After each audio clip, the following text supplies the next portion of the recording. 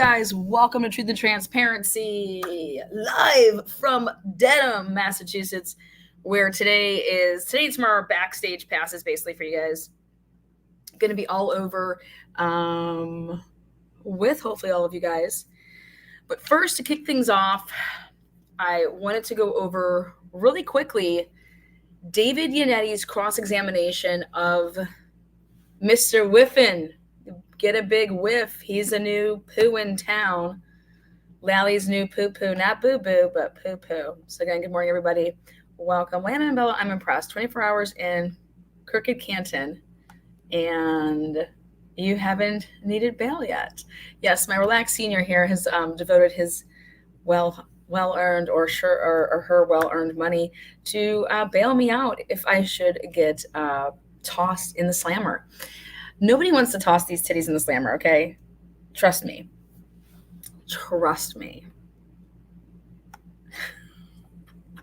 But right there. Now, I want to show you guys, I want to give a special shout out. I had some people literally come on over and give me gifts yesterday, and they deserve what they deserve, some props. So I want to show you guys a couple of these items. Check it out. Item number one was this Wicked Pissa hat, all right, with a matching Wicked Pissa shot glass, which is going to get totally used probably today. So I want to say thank you, Stacy. Keep it on a first name basis. If I messed that up, well, then I was putting notes in the wrong places for what people gave me. So a Wicked Pissa hat with a matching, okay, this is from Middleborough.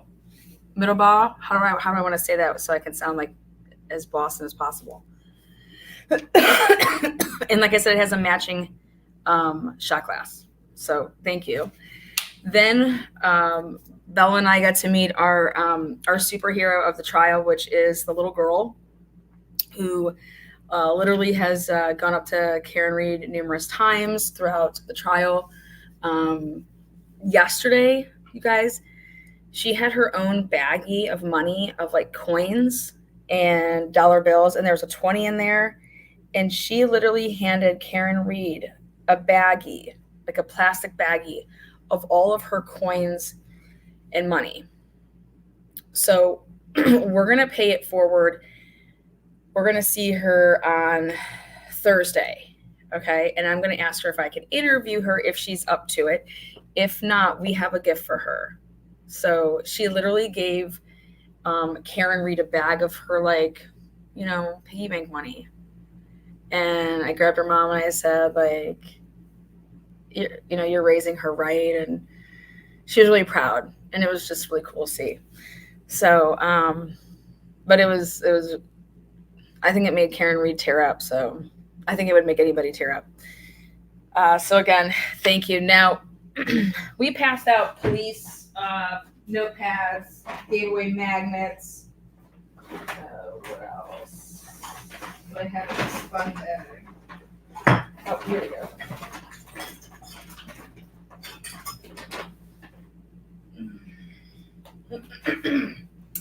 Here we go. This is that shot glass. Okay. So, and then I got a little pink turtle. It's in my other bag. And I'll grab that out. And then I want to let you guys know that this is a TNT original right here, made in China. If you guys don't get it, sorry about your luck. And that's just for talking peace. So again, thank you. Good morning. Welcome. Miss Kelly, get your hiney down here. It's going to be a hot one. Let's check it out. This is supposed to start here in a couple minutes. Not sure if they're streaming it as far as the voir dire goes. We're going to be all over it if they do. Looks like it. Okay. So then if they're going to go live right here at 9, we're trying to catch stuff at the lunch hour to be down there. Let's see. Okay, I'll keep you posted. All right, post me up. Let's see. House long until court. Well, I think it's in 2 minutes. So 2 minutes. We're going to go check it out now. House long. You guys know how Bev operates. I shouldn't have to tell you guys that. Not a damn clue when court starts. It's on Bev time. Let's see, Bev. Ooh.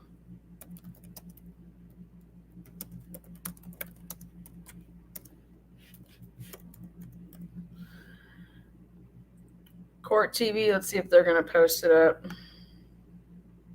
Let's go to their lives.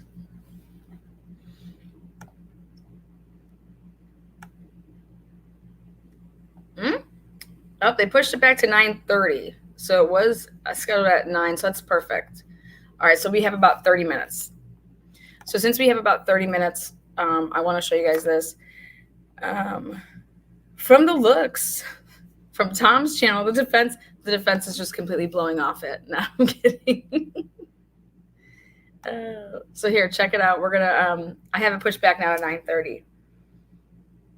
Again, Bev's like horrible at giving times. Bev's horrible. Like you wouldn't want her to be your planner. Can you imagine Bev as a wedding planner? Your wedding would suck. You'd have the worst wedding experience. You'd have half of your pictures with half of the bridal party in it. Oh, I didn't let the other people know to come over here. But Bev as a wedding coordinator. All right, what a travesty. That would be just a travesty. Donation towards gift for the little girl. Oh, Holly. The cutest, right? Just the cutest. And give it up for Holly. How about that sidebar? All Holly. All Holly and her artistic work there. So let's check it out. This is when Yannetti cross-examines Ian Whiffen. Get a big whiff. Good afternoon, Ms. Wilson. Good afternoon. So you had spoken a little bit about what was your assignment here in terms of the data that was sent to you. I believe that you testified regarding that 2:27 a.m. You know, I want to say something right out the gate. Yannetti must be listening to the same type of music I listen to. Is what was your assignment? Okay, that's in a rap song. All right, Google that. Google know your assignment. Okay, and tell me what you come up with. Did you get the assignment? In fact, I'm going to do it for you guys. I'm going to go to my Apple and I'm going to put in assignment. Let's see. And it's by, oh God, I don't know if I think it's Tay Money. I heard, so this was me. I wanted to be like, because I was trying to man the 50-inch, man my notebooks, man my binders, man the people, okay? And I hear Yannetti come out and just say, what was your assignment? Like, and I was like, he didn't understand the assignment. Like, and I just wanted to start rapping it for him. So I just had to give a shout out there. Tay Money, what's up? Make a song for my boy Yannetti. 2:27 and 42nd a.m. timestamp that it didn't make sense to the investigators, correct? Correct. Were you told that one of the investigators was Trooper Michael Proctor? I don't recall any names being mentioned. The ticket came to me, or the request came to me via another Cellbrite employee who'd been asked about this case and asked whether we could offer any help. Okay, thank you. You would agree with me that when you're making or doing a simulation, you want it to be as close to an apples-to-apples comparison as you can get? As best possible, yes. And to get truly accurate research results, you want to eliminate as many variables as you can, correct? Correct. You wouldn't, for instance, want to use an Android operating system to try to replicate the activity from Jennifer McCabe's Apple iPhone, correct? Correct. What version of iOS did you use for your testing of Jennifer McCabe's data? So this test has been undertaken on various different versions of iOS, from iOS 12, 13, 14, 15, 16, 17, and most recently on the beta version of 18 last week. This particular demonstration was on 15.8.2. Okay. And you're aware that we said 15.8.2. Correct. I've also tested on 15.7. Oh, fair enough. You're aware, however, that Ms. McCabe was using iOS version 15.2.1, correct? Correct. And you would agree that the way that an artifact is stored would depend on the iOS version that you used, correct? Correct. And your simulation did not use the iOS version that Ms. McCabe was running on her iPhone, correct? Correct. So I used the closest version I could find. So I'd like to ask you some questions about the characteristics of browser state.db-wall and record number 4028. Okay. That record number, I believe you testified, was found to be deleted, correct? Correct. But you were able to recover the date and time associated with it, correct? The date and time of the last viewed? Of that record number. Yes. And Yes. what was that date and time? 2:27 and 40 seconds AM. You were also able to recover the content of that particular Google search itself?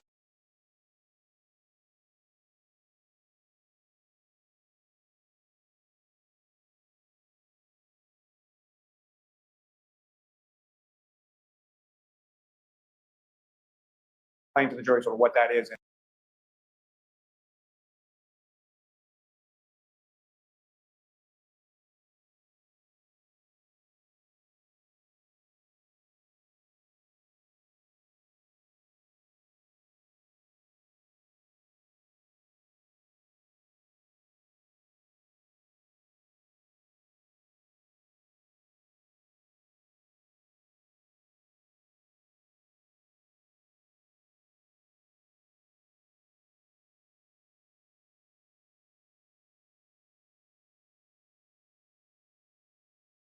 Oops, sorry, I was muted.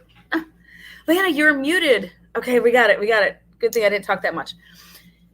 I wanted to back it up and show you guys right here at 12:42. It says that Jennifer McCabe. So remember how she said she was plugging in her phone. She was charging her phone. She's a fucking liar, right? Because then somebody was using her phone at 12:42, and Googling Hakamuck Sports. All right. So she was still at the party at 12:42 and 41 seconds. Hakamucka Sports. All right. So I'm very curious to hear about that. Now,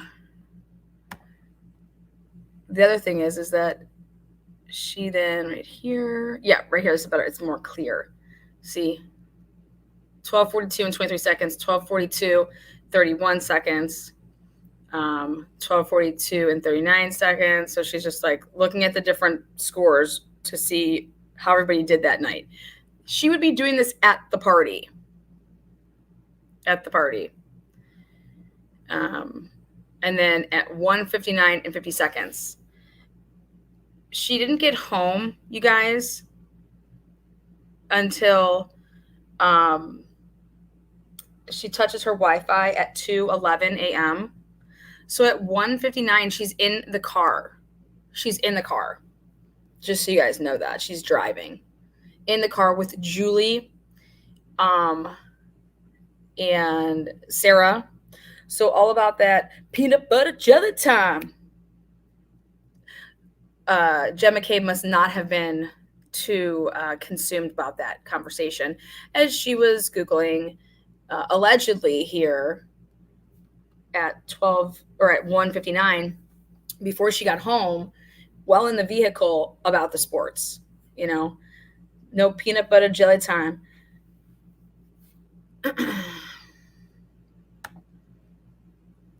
Also, she touches on her Wi-Fi at 2:11. Okay.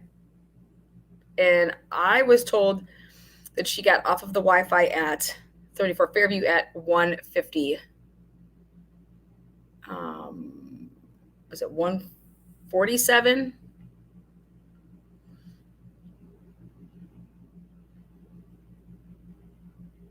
They left at 1:47, off the Wi-Fi at 1:57. So in the ballpark of 1:47 and 1:57. But I'm just saying that's what she's doing in the car. And at the house at 12:42, she's literally Googling Hakamuck Sports. Okay. So she's with her phone. Now at 12:40, she had texted John. Just so everybody knows this. At 12:45, she had texted John. Just so you guys can see what the hell this bitch is doing. And I want to talk about the fact that well, here, let's go look at the Raining Men. Okay. You guys understand that that whole Raining Men shit did not even happen on this day. Okay. This Raining Men was on the 25th, 27th. She does not play the YouTube video Raining Men and everybody's dancing in the kitchen at any point in time. So literally, what in the actual F that, like, I'm over here like, wait a second. I thought that they were doing the Raining Men dancing around in the kitchen, pulling out umbrellas out of the closet, spinning around. Woo, Raining Men. And we thought it was just like this. This is what we were doing. We weren't looking outside, guys. We were just like, Caitlin's blasting, it's Raining Men, and we got our umbrellas out. It's a big inside family joke. And it's just like, wait, what? Okay, so then why wouldn't there?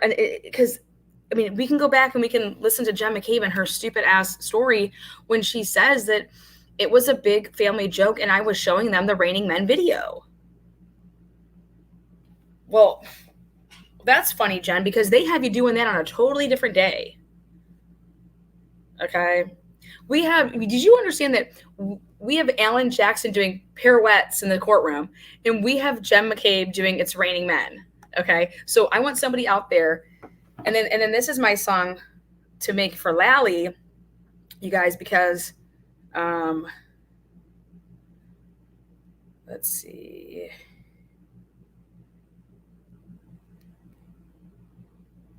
All right, so this is a call and response record, as they call it. So a lot of this shit will be real easy for y'all to do. Straight up party to that song. Lally needs to be coming out of the courtroom when we are blasting Let Me Clear My Throat. How many times do you guys think he's gone, goddamn? So if I get to make it in that courtroom, I'm going to go, goddamn. They're going to be like, get out. Missouriani, get out. I'm like, who, me? Goddamn. What if any? What if any clearing of throats were don't ruin that song. Let Me Clear My Throat. But tell me, if we're gonna have, bang bang, we have to have Let Me Clear My Throat. So if somebody beats me to scraping it up, but there's enough good there's enough good ones in there that we could get him. Anyways, going back to nuts and bolts here. Nuts and bolts, I believe that Jennifer McCabe lied. But this kind of proves that Jennifer McCabe lied. Like, everybody can think, hey, this is what I think. Well, this is what I think because I want to show this as evidence, is why I think Jen McCabe lied. Jen McCabe wasn't talking about peanut butter jelly time. Jen McCabe was not talking about Raining Men. Jen McCabe was not doing any of that shit. Everybody's staring out the window, okay? Right here, this guy, their own witness, says Mr. Yannetti gets him to basically say, which is, I liked Ian Whiffen because he wasn't argumentative. He wasn't argumentative. He said, well, yeah, it's possible, but it would take somebody with a lot of knowledge to delete things. Now, let me ask you guys a question. I am not a forensic fucking phone person, but I have some common sense here. And if you did delete some stuff, and if you were talented enough to do it, would it mess with... So when I did the Chris Watts case, for me, it came down to timeline transactions. Every time you do something on your phone, it's a timeline transaction. I want to know where the timeline transactions, I want to know the timeline transactions of everything going on in Jen McCabe's phone, right? And I think we kind of see that. I think we're going to hear that from the defense side, because that's how I was able to catch that there was deletions within, or I should say missing timelines within Shanann Watts' phone and Chris Watts' phone. And I was able to use the Netflix documentary because they were given material that wasn't put out in the Discovery when they did that whole big doc release after Chris did his, sign a plea. So I want to know about the timeline transactions with Jennifer McCabe's phone. And I think without them going and like ruining their like moment with Richard Green, remember how that big gap is missing from Jen McCabe's? It's like 4. Let me get my notes here. They say that Jen McCabe is missing.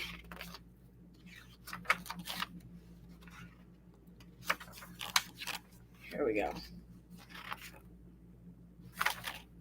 26, 27, 28, 29, and 30. She's missing those timeline transactions. And I'll show you guys what I'm talking about at 5, 17, and 15 seconds. That's on my channel, though. So hold on.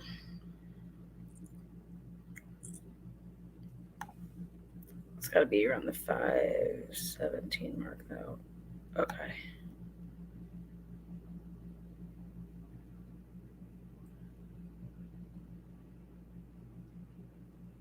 There we go. Right here. Indicates that records between 3986 and 3993 have been deleted. We can see that record right there. 4025 and 4031 right here. And we have her so she is signing into her PayPal at 2:27:31 seconds, or like hits it for something. But right there, 4:25, between 4:25 and 4031, they're missing. Okay, so I want to go back to Yannetti. and asked whether we could offer any help. Okay, thank you. You would agree with me that when you're making or doing a simulation, you want it to be as close to an apples-to-apples comparison, or there's some internal mechanism for record deletion that is not fully understood, correct? Correct. And you know of, as you testified today, you know of no internal mechanism for record deletion that's not fully understood, correct? I've not been able to replicate that function, no. All right. If there is no unknown internal mechanism for record deletion that's not fully understood, that would leave selective deletion by a user, correct? Not in this case, no. All right. Well, selective deletion, you would agree, means that a user selects what to delete, correct? Correct. And regarding the user, the term user, what is that? Who is that? Whoever's using the phone at the time. Okay, so it's actually somebody who is using the actual iPhone itself, correct? Correct. Not necessarily a computer expert, correct? Correct. Would you agree with me that somebody who had access to the data before it was extracted and sent to you could have made selective deletions of the data? Objection. No. Okay, so I don't know who's coaching Lally. I don't know who's helping him out. I don't know if he's taking any advice throughout the trial, but every time he objects to like a question like this is how you know he's just complete shit. He's not good at his job. Why are you objecting to that question?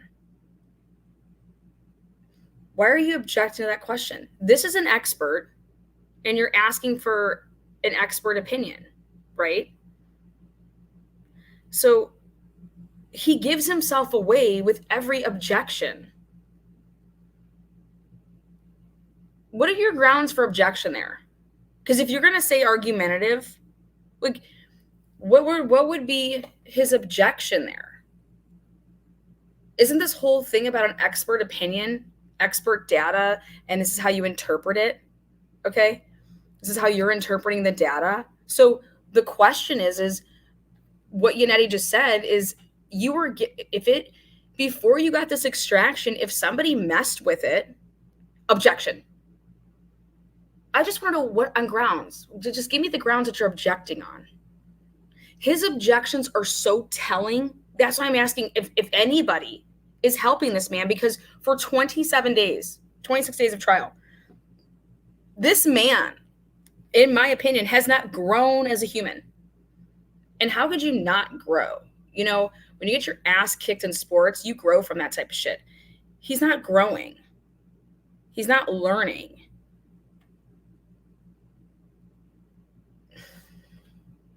He's getting his ass just handed to him. Every day, I feel like he's getting his ass handed to him.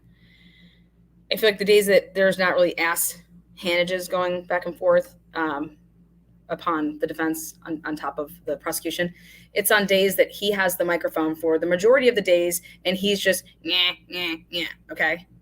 And there's no chance to, the defense has no microphone time to get his ass handed to him.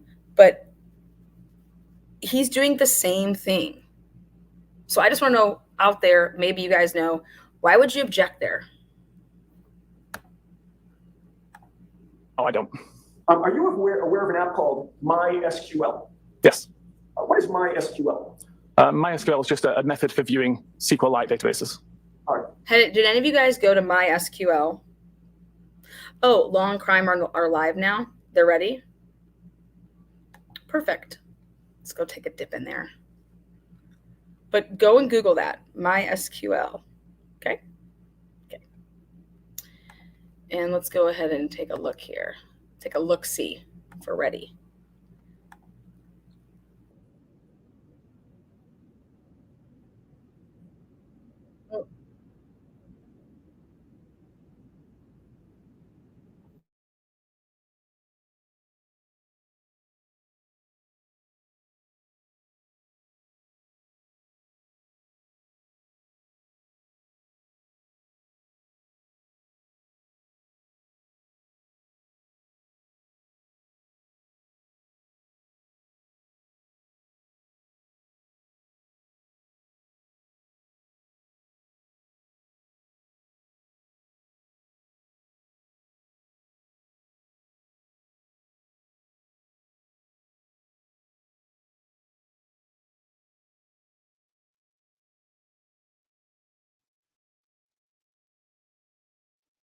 All right, so this should be popping on here. They're saying in 8 minutes, but let's check it out.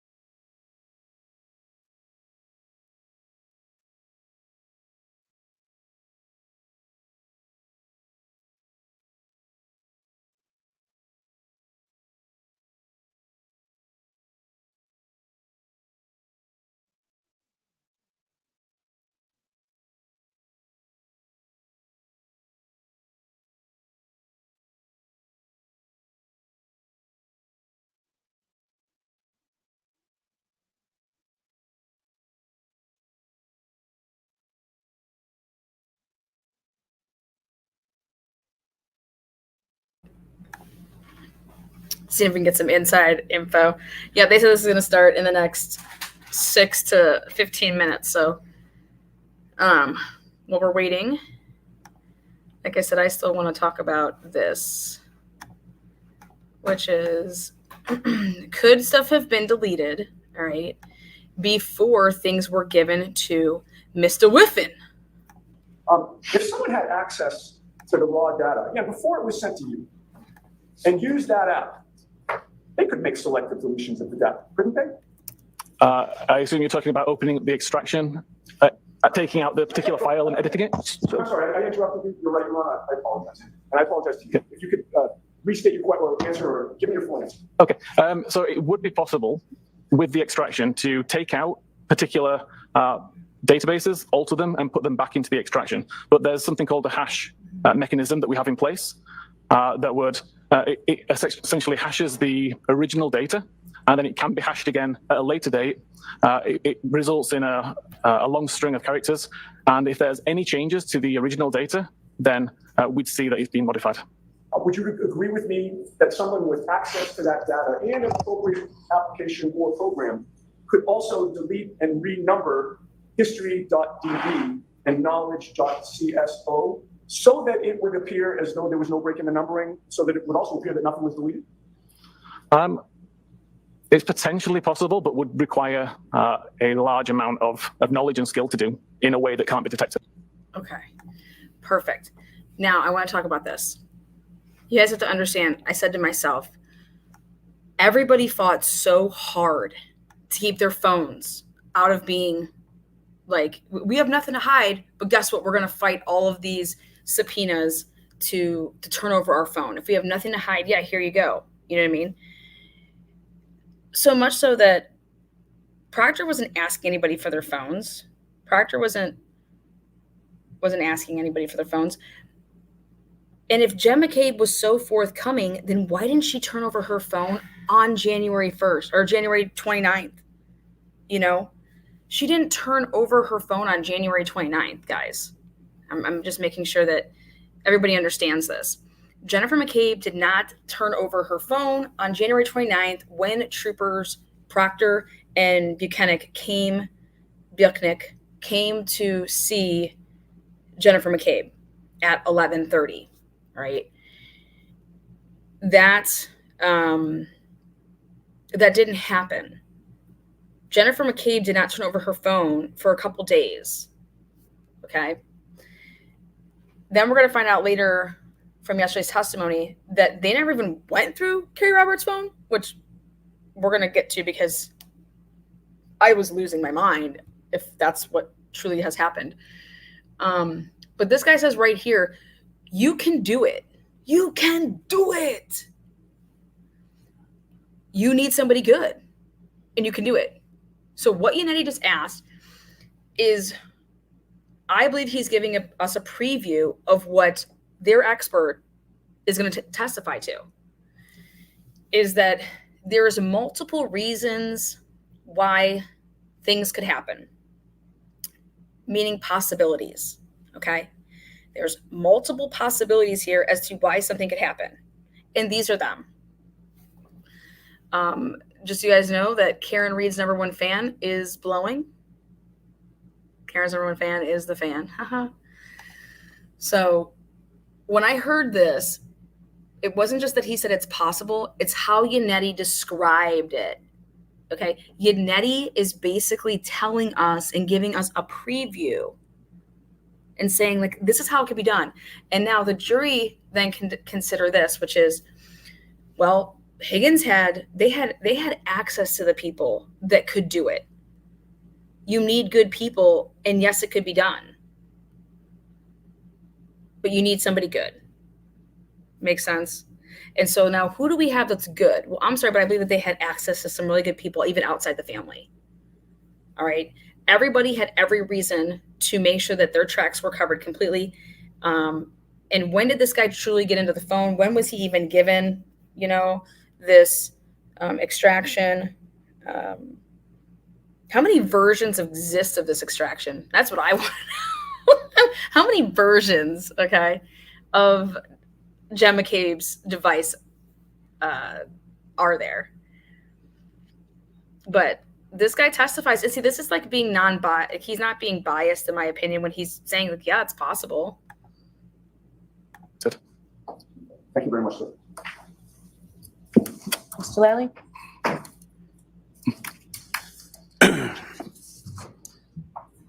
He asked him questions for 4 minutes, guys. 4 minutes. Lally had him on the stand for how long? House long. Look at that. 5:57. Okay. And asked whether we could offer any help. Okay, thank you. And you would agree with me. And then it can be hashed again at a later date. It results in a long string of characters. And if there's any changes to the original data, then we'd see that it's been modified. Would you agree with me that someone with access to that data and an appropriate application or program could also delete and renumber history.db and knowledge.cso so that it would appear as though there was no break in the numbering, so that it would also appear that nothing was deleted? It's potentially possible, but would require a large amount of knowledge and skill to do. Okay. So hear me out. Now we have to ask ourselves this question. If and in fact that did happen, it's kind of like the cycles with the car. Now, does Jennifer McCabe's story about raining men, how it's being pushed back like that or renumbered or whatever, is that proof that it happened because of where raining men is found? Does that make sense? Like, if raining men truly happened on the night of the 29th, going into the early morning hours,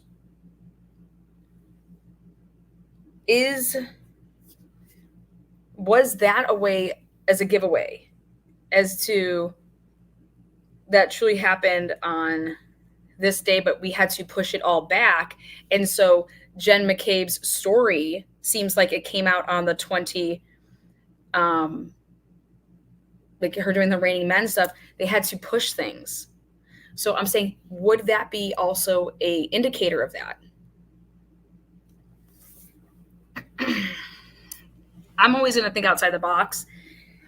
And in order to think outside the box, it just means what are the possibilities are, and you have to eliminate. You don't, like, that's how you usually get to your answers, by eliminating things.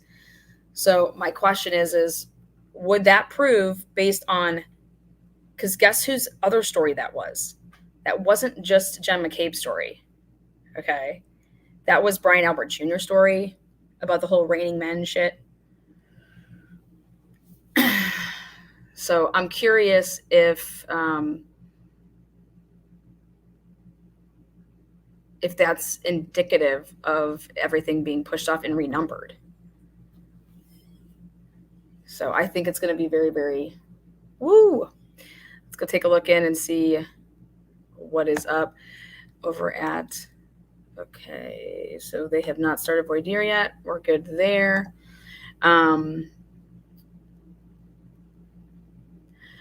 I think that someone that's trying to be transparent, and a cop that's trying to be transparent, when they would have had that interaction with Jen McCabe on the 29th, that's when she would have turned over her phone. That's not when it happened. There was plenty of time to do what Yannetti's saying. The other thing is after finding out how Higgins went about turning in his text messages, like, wow. Now, last thing I want to point out before we go, like I said, I'll be breaking down this part of it. This is the stuff I've been waiting to hear right here. I want everyone to understand that at the time when they're discussing no, it's going to have to wait. Voir dire's coming on. All right, we'll wait there. Here we go, voir dire time.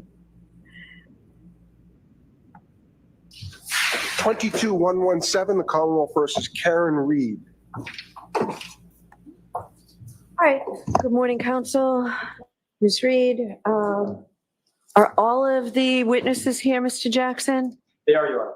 I'd like to hear from Dr. Russell first. Are you both prepared to? No, all right. I'm so sorry. I could not hear you. I would like to hear from Dr. Russell first.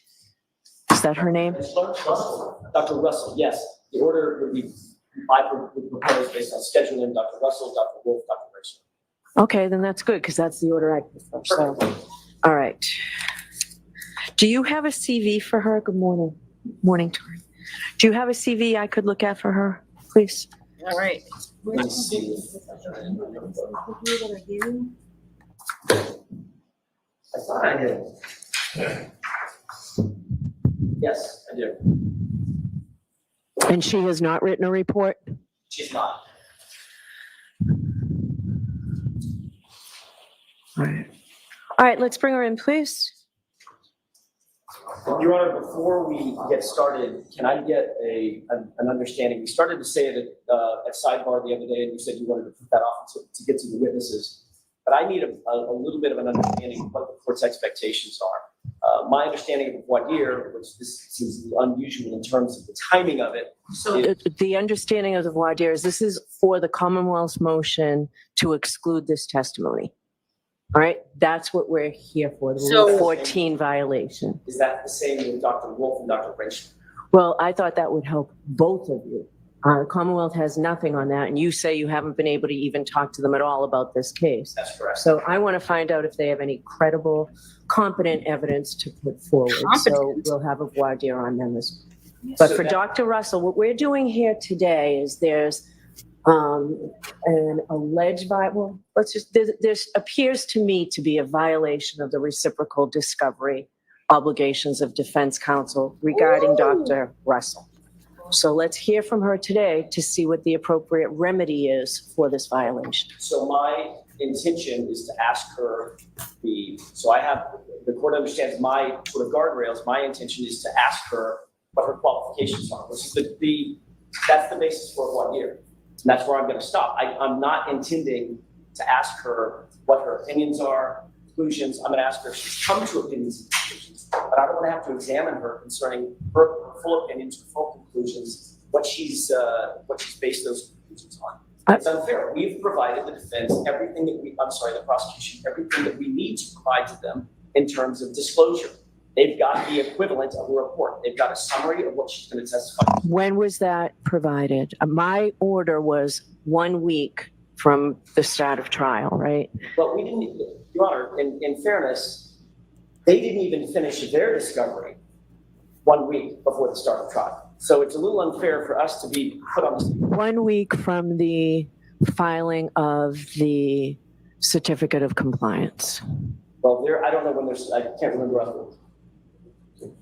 My co-counsel indication was the day before trial. Okay. So during the course of the trial is a dynamic thing. During the course of the trial, I did not know who Dr. Marie Russell was at the time that they filed their certificate of compliance. We then attempted to and did give them the reciprocal discovery that we were obligated to do after they filed their certificate of compliance. When?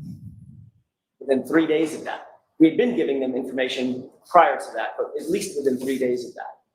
We've continued, so the record's clear, we've continued to get additional discovery from the Commonwealth in notices of discovery throughout the trial. They have not finished. In fact, during the trial, they interviewed Jen McCabe, apparently, had a full interview with her. Lieutenant Tully took a report, dated the report, and then they held on to that report until after she testified. The interview, the report, and the completion of the report were all done before her testimony. Do you need to call her again? Your Honor, that's not my, and I think the court understands, that's not my point.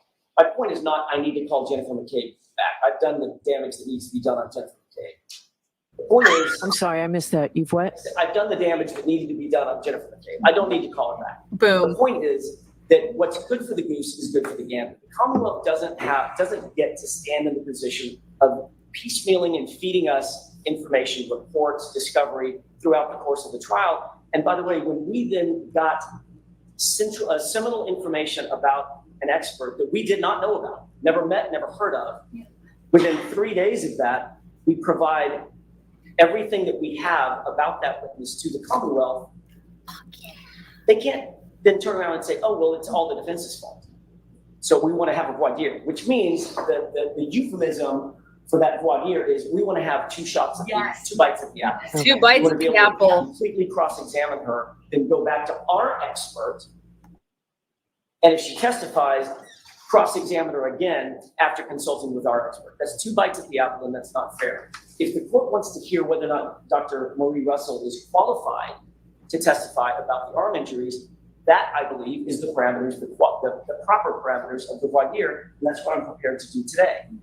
But I wasn't planning on getting into the substance of her testimony because that's been provided. And I don't think Mr. Lally should be able to get into the substance of her testimony because he knows what the substance is because, like I said, that's been provided.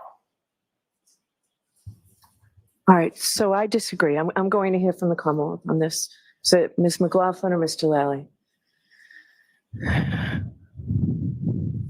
Your Honor, just briefly in regard to what counsel was referencing with Ms. McCabe, it was not a full interview by Lieutenant Tully.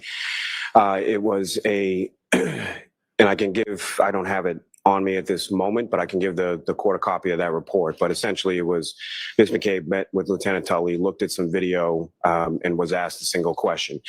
That report wasn't available. I didn't have it until after Ms. McCabe testified, but it was given to counsel prior to Lieutenant Tully testifying, and there were no questions asked of Lieutenant Tully in regard to that. My issue, and you know, I wasn't asking for a voir dire as it proposed to, as it relates to Dr. Russell, is that we first heard of Dr. Russell on May 21st, which was, I think, 6 weeks into trial. Right, so that's what I asked, and you told me it was 3 days after the beginning of trial, Mr. Jackson. I said this to sidebar the other day, and I just said it again today. I let the Commonwealth and the court know about Dr. Maureen Russell 3 days after I learned about her, which was the 17th of May. I think it was the 17th of May. I had never heard of her. I didn't know who she was. We made contact. I determined that she would be useful for the jury in terms of specifically the injuries to John O'Keefe's arm. I then had one conversation with her, and immediately, within 3 days of that, turned that information over to the prosecution. So I didn't say that I gave this over 3 days into trial. That's not what I said. All right, but you were ordered to do it. Ms. Giannetti, what was the date? You had 1 week from when? The day before trial. So it would have been, I believe, April 15th. So what we knew as of that day, we were required to turn over. All right, I need to take a quick recess. What? All right. Bev wants a quick recess. I think she wants to check out the schedule. I think she wants to see these dates. I think Bev has some dates that she wants to, if Bev had any organizational skills, she'd know these dates. She'd have her little calendar out there. Let me guys tell you about what dates mean. When you have any type of a trial, you are given a conference. It's a management schedule. It's when there are dates when certain people have to be revealed, reports turned over. And so think about having a syllabus. Think about having a college syllabus and then tell you, hey, your final exam is on this day. Your midterm is on this day. You have a report on this day.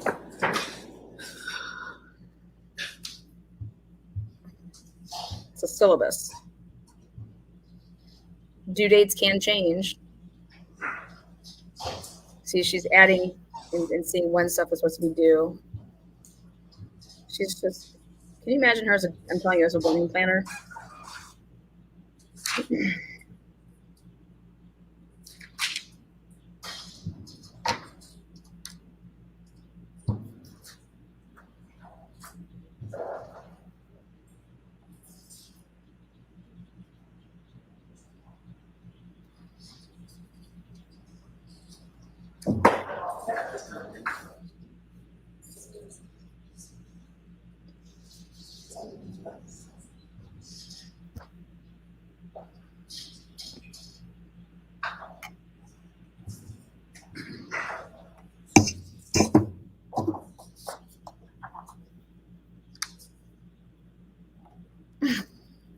Gina.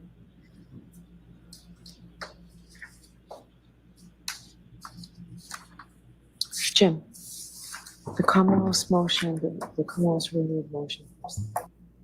So she goes on.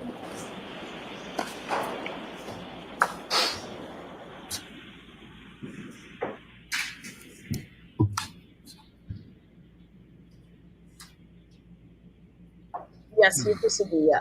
Never mind, Jim. Never mind, Jim. Paper 360. I've got it, yeah. All right, so the Commonwealth has moved that I exclude the testimony of Dr. Russell based on a violation of the reciprocal discovery obligations of the defense. So I do find that there is a violation of the reciprocal discovery obligations of Rule 14. And I'm quoting from the notes, the importance of this, the reporter's notes to the old rule. And as you all know, we're in the process of updating that rule, but the very integrity of the judicial system and public confidence in the system depend on full disclosure of all the facts within the framework of the rules of evidence. To ensure that justice is done, it is imperative to the function of courts that compulsory process be available for the production of evidence needed either by the prosecution or the defense. So, what we're here to do today is decide a remedy for this violation. And that's why we're having a voir dire. I am not prohibiting the Commonwealth from anything on their examination of witness, Mr. Jackson. The alternative is that she doesn't testify. So the Commonwealth has not received the appropriate discovery from this witness. So we're going to have a voir dire and they can ask her anything that they think they need to ask her. So those are the parameters of this meeting. As long as I know the guardrails, that's fine. Guardrails. Just to close the loop on the record, my understanding, and this Little can probably speak to this more intelligently than I can, but during the middle of trial, there was a witness that we had never heard of, we did not know and didn't have a report for. Who is that? Dr. Fowler, F-A-L-L-E-R. Okay. If the court remembers, he's buried in the middle of about 75 witnesses. So he testified to alcohol levels, et cetera, and protocols at the institution at Good Sam. Good Sam. And we didn't have that information either. We didn't throw a fit. They said we were going to provide this information. Yeah, we just laughed. In a timely fashion. As soon as we know that we're going to call him, he's going to be on our witness list. We didn't know one way or the other what he was going to say. We didn't have a report, and we went on about our business. That's what we were doing as well. And by the way, I would note that the notes and the report under Rule 14 require disclosure of information you have. I just don't want the court to think that we were sitting on information that we didn't turn over. No, I'm not saying that. It's just, this isn't as if it was something that the Commonwealth brought up and you needed to scramble. This is entirely of the defense position. So, I understand. All right, so that's the big difference. So why don't you go ahead and call her? Okay, may I be excused to call her? Yes. I agree with Alan Jackson. This is so, like, how lank. Now these people that everybody that's gone through voir dire has done it right before and in sequential order of when they would be testifying. I just think this is improper.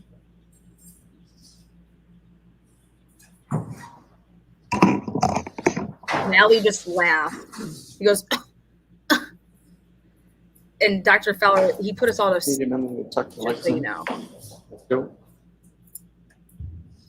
Doctor, I'm just going to ask that you be mindful to step up. And stand. Poor woman. Here she is. Thank you so much for the understanding of the court. The case now hearing you the truth, the whole truth, and nothing but the truth. So help you God. I do. Let's take this here. Morning.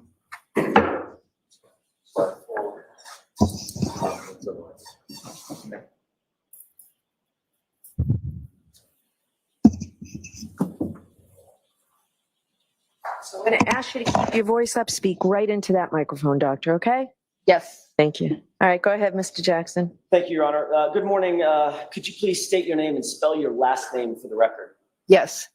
Marie Russell, Russell. And I'm going to echo what the court just indicated. The air conditioners are on, so please keep your voice as elevated as possible and maneuver the microphone however you need to, okay? Okay. Dr. Russell, what do you do for a living? I am a retired emergency physician and forensic pathologist. And tell me what education you have, going all the way back to the beginning, that qualifies you as an emergency physician and former pathologist before you retired. Okay, well, I've had about at least 16 years of formal education beyond high school. Initially, I started at MIT, where I did my pre-med courses. I had always wanted to be a physician. And so I went to MIT for a year, took pre-med courses. And then I had an unusual life event in that my mother came down with cancer. And and she subsequently passed away. During the time away, so I took some time off from school. During that period of time, I decided to explore another interest of mine, which was law enforcement. And so I took some courses in law enforcement, and I became a full-time police officer here in Massachusetts. What years were you at MIT? That was 1972 to 1974. Did you go to the police academy?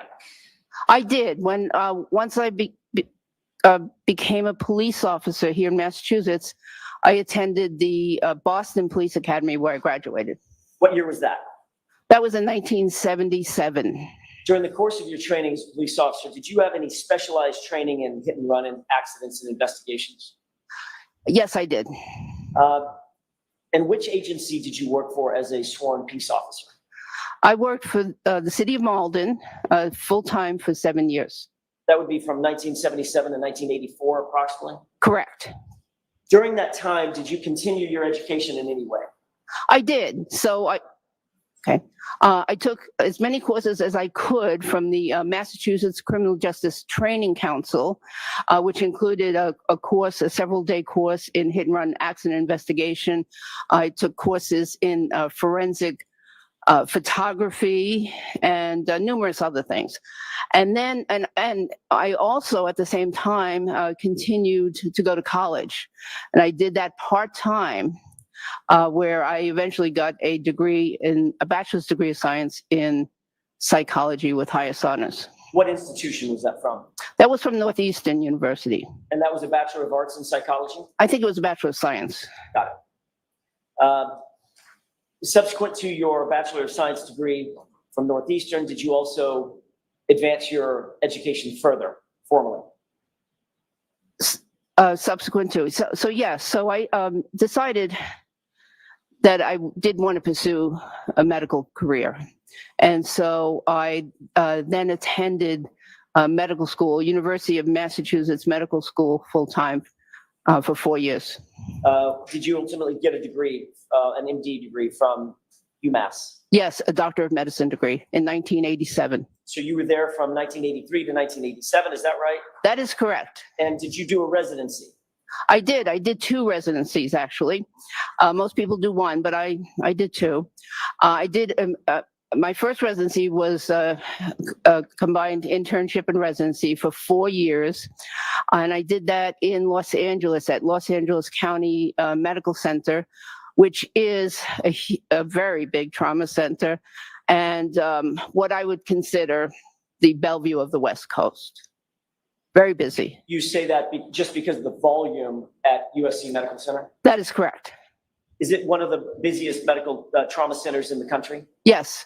You were there from 1987 to 1991, is that right? Yes, I did my ER internship and residency during those years. Yes, there. During that time, were you seeing patients? Oh, yes. You were treating patients? Lots of them. You were attending to patients? I was a trainee, so I was seeing as many patients as we could. There was always a waiting room full of patients, and yeah, so I saw many patients during that time period.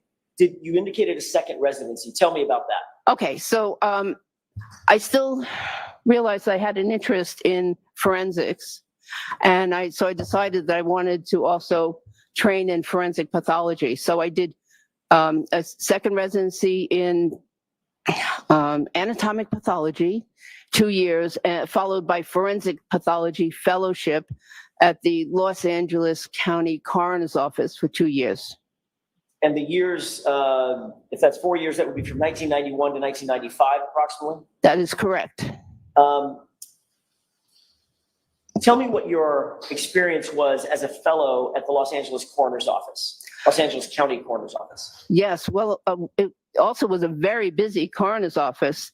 And so every day there would be cases. I probably did at least 2 cases a day, most days, and plus conferences and educational opportunities. But The interesting thing about being a fellow is they try to give you a wide assortment of cases. So, for instance, I not only saw numerous victims of gunshot violence and stabbings, but I saw numerous victims of motor vehicle accidents and natural death, overdoses. And then if there was an unusual case, it usually went to the fellow, because the fellow was also being supervised. So, Did any of those unusual cases, and we'll get more into this in just a second, but did any of those unusual cases include animal attacks? yes. Did you become a professor, an educator at any point? Yes. So during my 29 years at LA County Hospital, during the last 25 of those, I was a assistant professor or an instructor, but mostly an assistant professor. And what that meant is that I was responsible for overseeing the care that was provided by the interns and residents.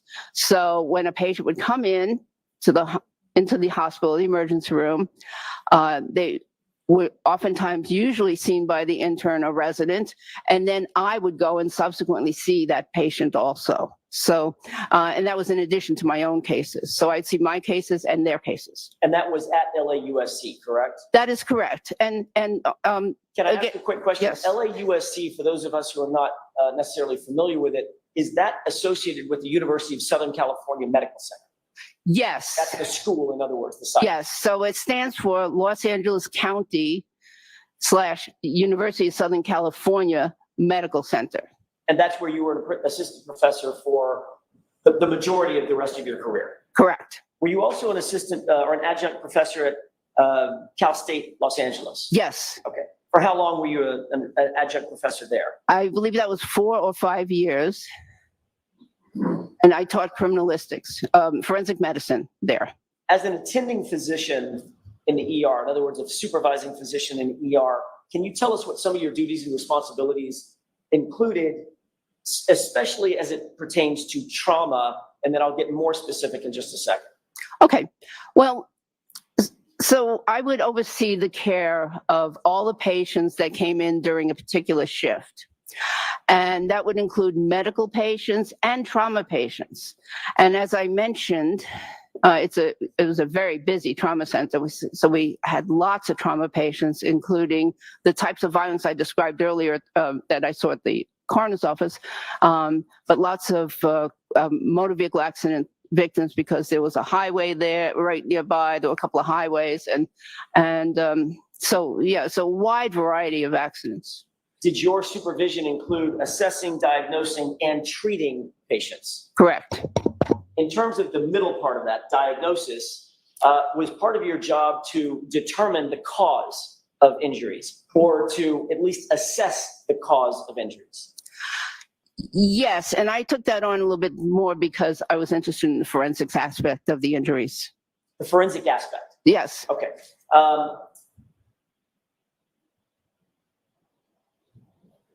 During your time at LAUSC, even after you left the Los Angeles coroner's office as a fellow, did you continue to stay in contact with the coroner's office and have a relationship with the coroner's office as a supervising physician? I continued to stay in contact with the coroner's office, and I used to attend their conferences as often as I could, not as a supervising physician, but as a physician and a graduate of their program. During your tenure at LAUSC, did you ever become the director of any programs at LAUSC? Yes. Does that include the director of Center for Life Support Training? Yes. What years was that, if you remember? I don't remember that. Early 2000s, late 90s? Yes, that sounds about right. Okay. And we would conduct lots of courses, including trauma, life support courses. Did LAUSC incorporate a quality improvement program? Yes. Within their institution? Yes. Did you become a director of that as well? Yes. So you were director of Center for Life Support Training and director of LAUSC Medical Center Quality Improvement, is that right? The quality improvement was for the emergency department. All yes. And Did you also become the director for jail medical services? Yes. What is the association between LAUSC and the very, very expansive jail system in Los Angeles County?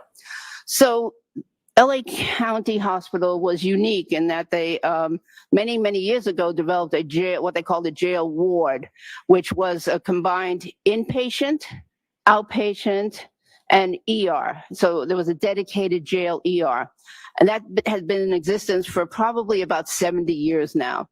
And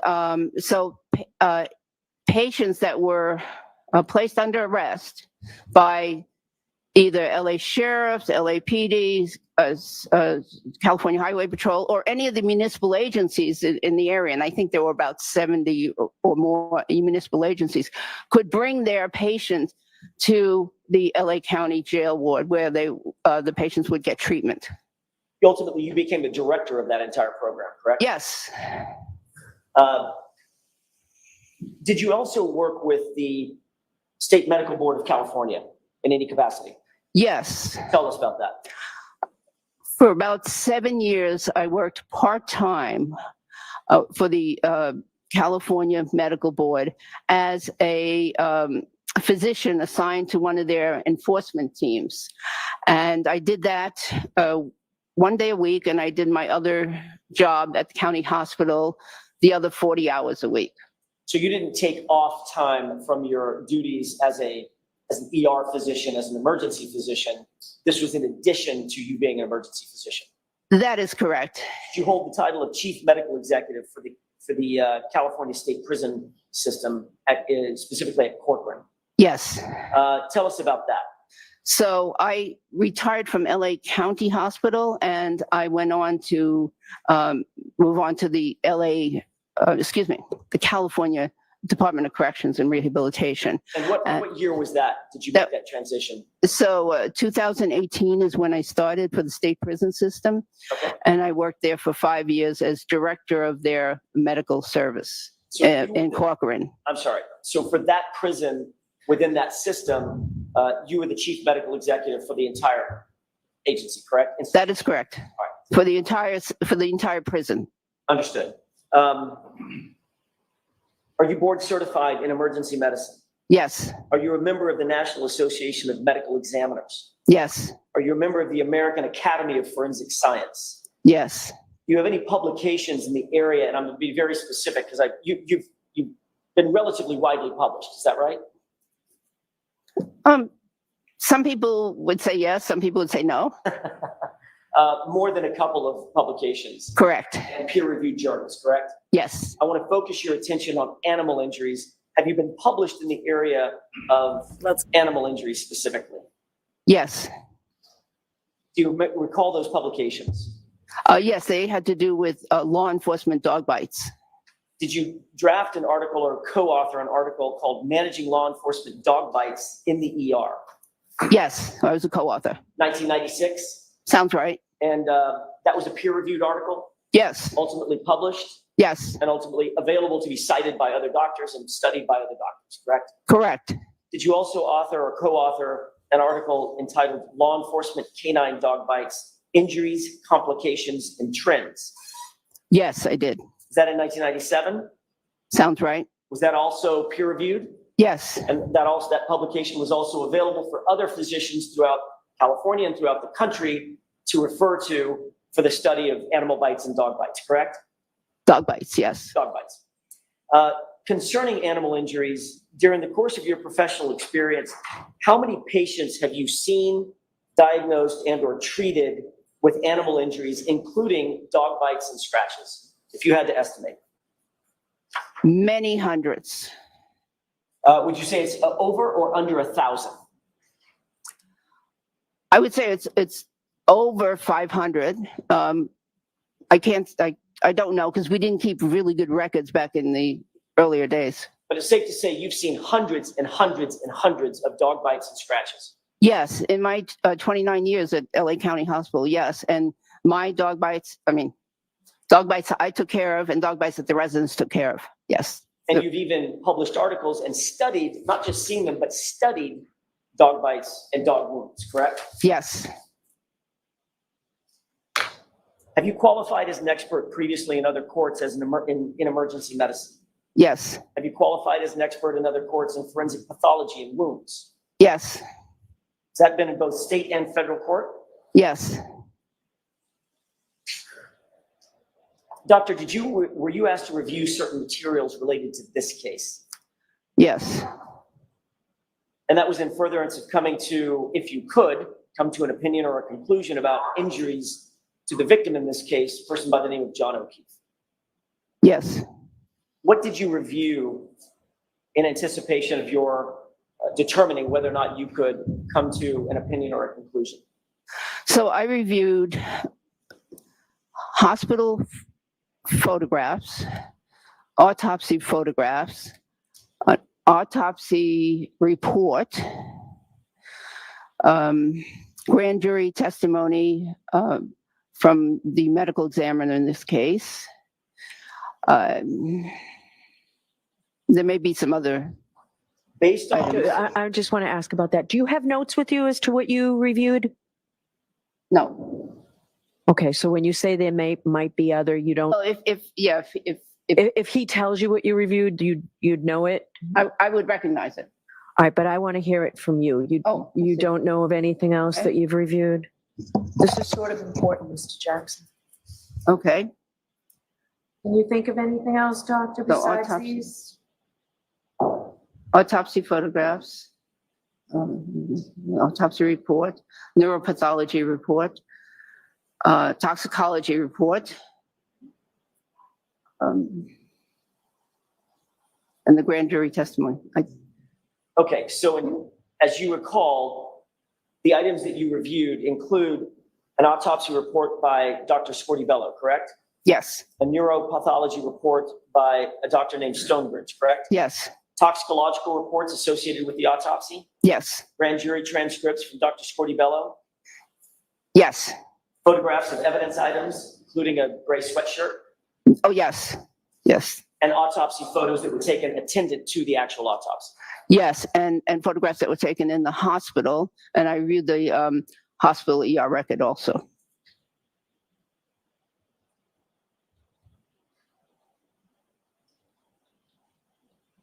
So in addition to what you just listed, there's also hospital photos separate and apart from the autopsy photos, is that correct? Yes. And those hospital photos showed the injuries to Mr. O'Keefe's arm, is that right? Yes. And you also reviewed emergency room records that are attendant to his initial acceptance into the emergency room on January 29th, 2022, correct? That's correct.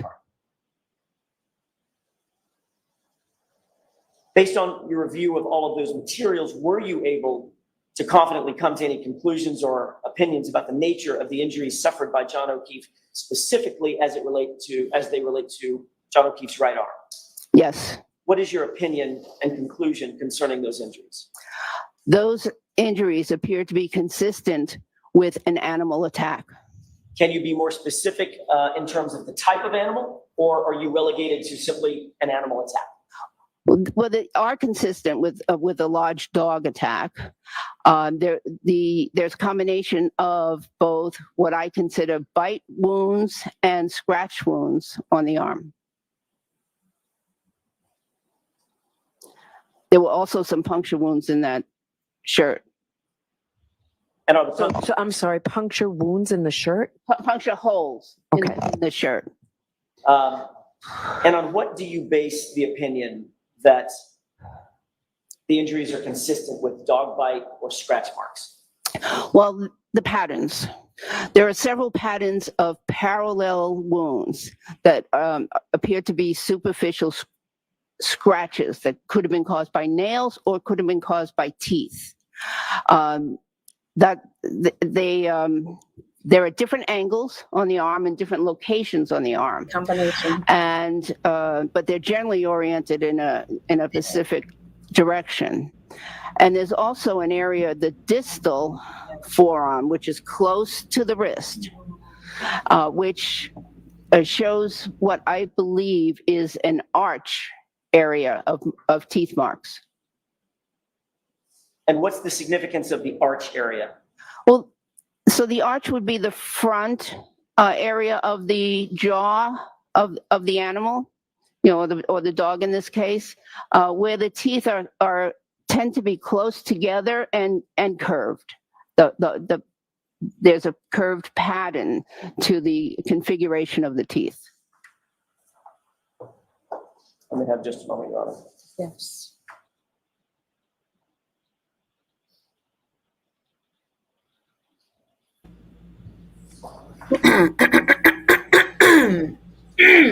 Lally.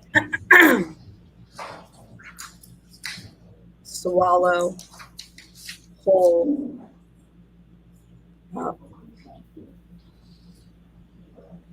She said the parallel of the markings, the scratches, basically. Yeah, well, and the wrist. And then on the shirt, this is, what's the remedy? What's the remedy, Bev? Alan, let him take his. Doctor, I'm going to show you a series of photographs.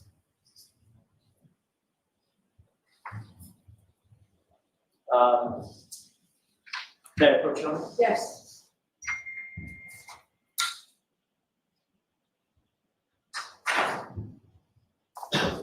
First, can you describe whether or not you recognize what's depicted in that photograph? Have you seen that photograph before? Yes, I have. Is that part of what you reviewed in coming to your opinions and conclusions? Yes. What is that a photograph of? So this is a photograph of the decedent's arm near the elbow. And do you want me to describe what it shows? Just briefly. Okay. Of what Yeah, and it shows wounds. Okay. Your Honor, I would ask that be marked as next in order of evidence. All right, so for this voir dire, we'll have separate evidence, right? Is this an exhibit number in the trial already? It has not been marked yet, so I'm fine with starting over, sort of for the purposes of the voir dire process. So this will be a separate voir dire with separate exhibit, yes. So it's going to be exhibit 1? Yes.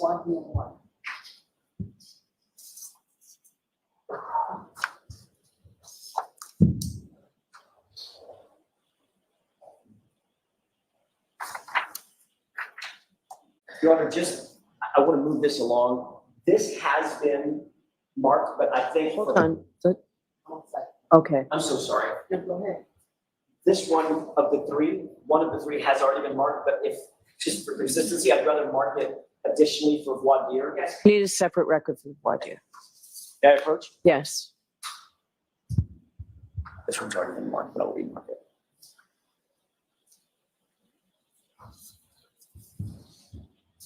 And if you'd tell me the exhibit numbers that they are.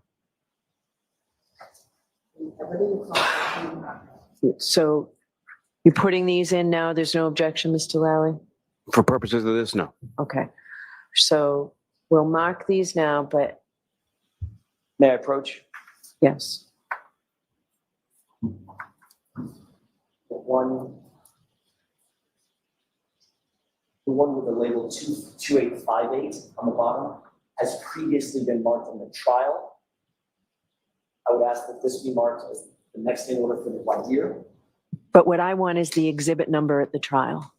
I'll get that for you.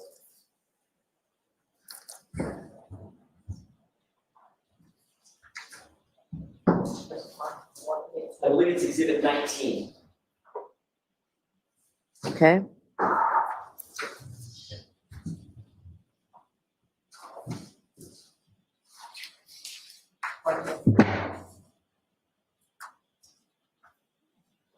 Is that 19? That's correct. It's 19. Okay. And is the third one also in evidence, you said? 2 of the 3 have not been marked. I'll as soon as the court report is ready. She's ready. I'm ready. May I just establish the foundation? Yes. The following 2 photographs that I just showed you, Doctor, do you recognize those? Yes. Did you also review those in terms of, in furtherance of coming to your opinions and conclusions? Yes. Do they also appear to be different photographs of John O'Keefe's arm? Yes. I would move for the admission of both of those, Your Honor, for purposes of voir dire. There's been no objection to them, so they're in. They're already marked. I just need to know which one's 2 and which one's 3. May I approach? Yes. Okay, that's. With court permission, may I publish Yes. Exhibit 2 for voir dire? Yes.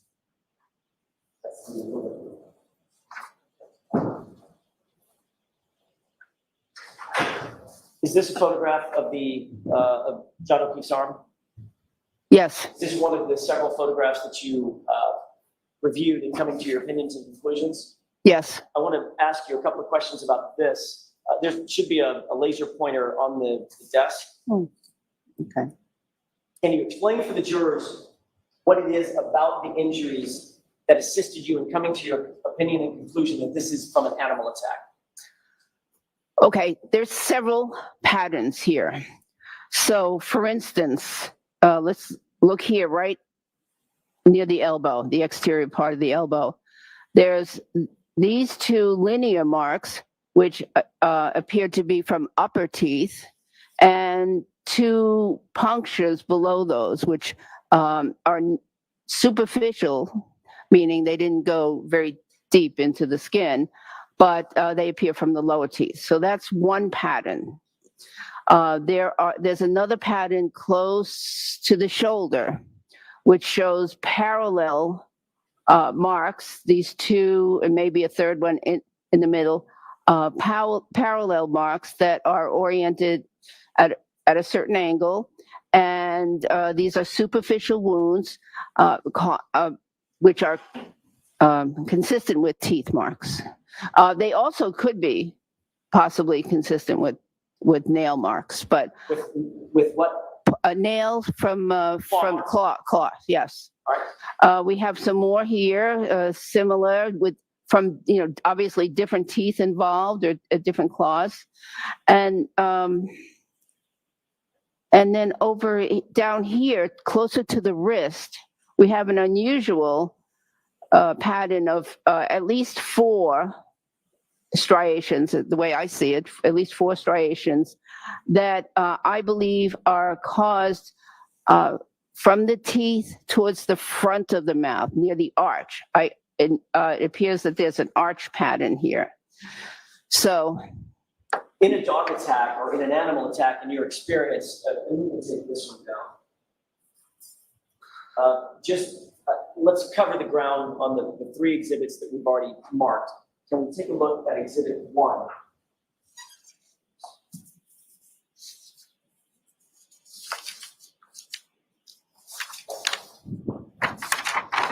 Is this just may I publish, Your Honor? Yes. I apologize. Is this just a close-up of the same injuries? yes, And do these appear to be consistent with what you just testified to in terms of either teeth or claw marks, especially as it relates to the area closest to the elbow? yes, And then looking at exhibit 3. May I publish? Yes. Is this a close-up view of the area closer to the wrist that indicated those parallel, you used the word striations? yes, All right, and these appear to be taken, attended to the autopsy as opposed to the other photograph, exhibit 2, that was taken in the hospital. Is that right? that is correct. And would the time difference account for the slight change in the nature of the wound? It could, Photograph of the wound, I guess? it could, or a different technique, yes. Okay, let me take this down. Did you take into consideration the lack, in coming to your opinion and conclusion, the lack of other injuries, for instance, fractures, broken bones, or deep bruising, soft tissue injuries? Oh, yes. How did that play into your opinion? Well, so of course I considered, what else could have caused these wounds, before coming to my conclusion. And so I wanted to rule out other things, and there were no significant major bodily injuries outside the head. There was nothing, there were no fractures of the long bones, the chest, the pelvis, the arms. So yeah, so having seen hundreds and hundreds of car accident victims and people hit by cars, I ruled that out very quickly. Okay.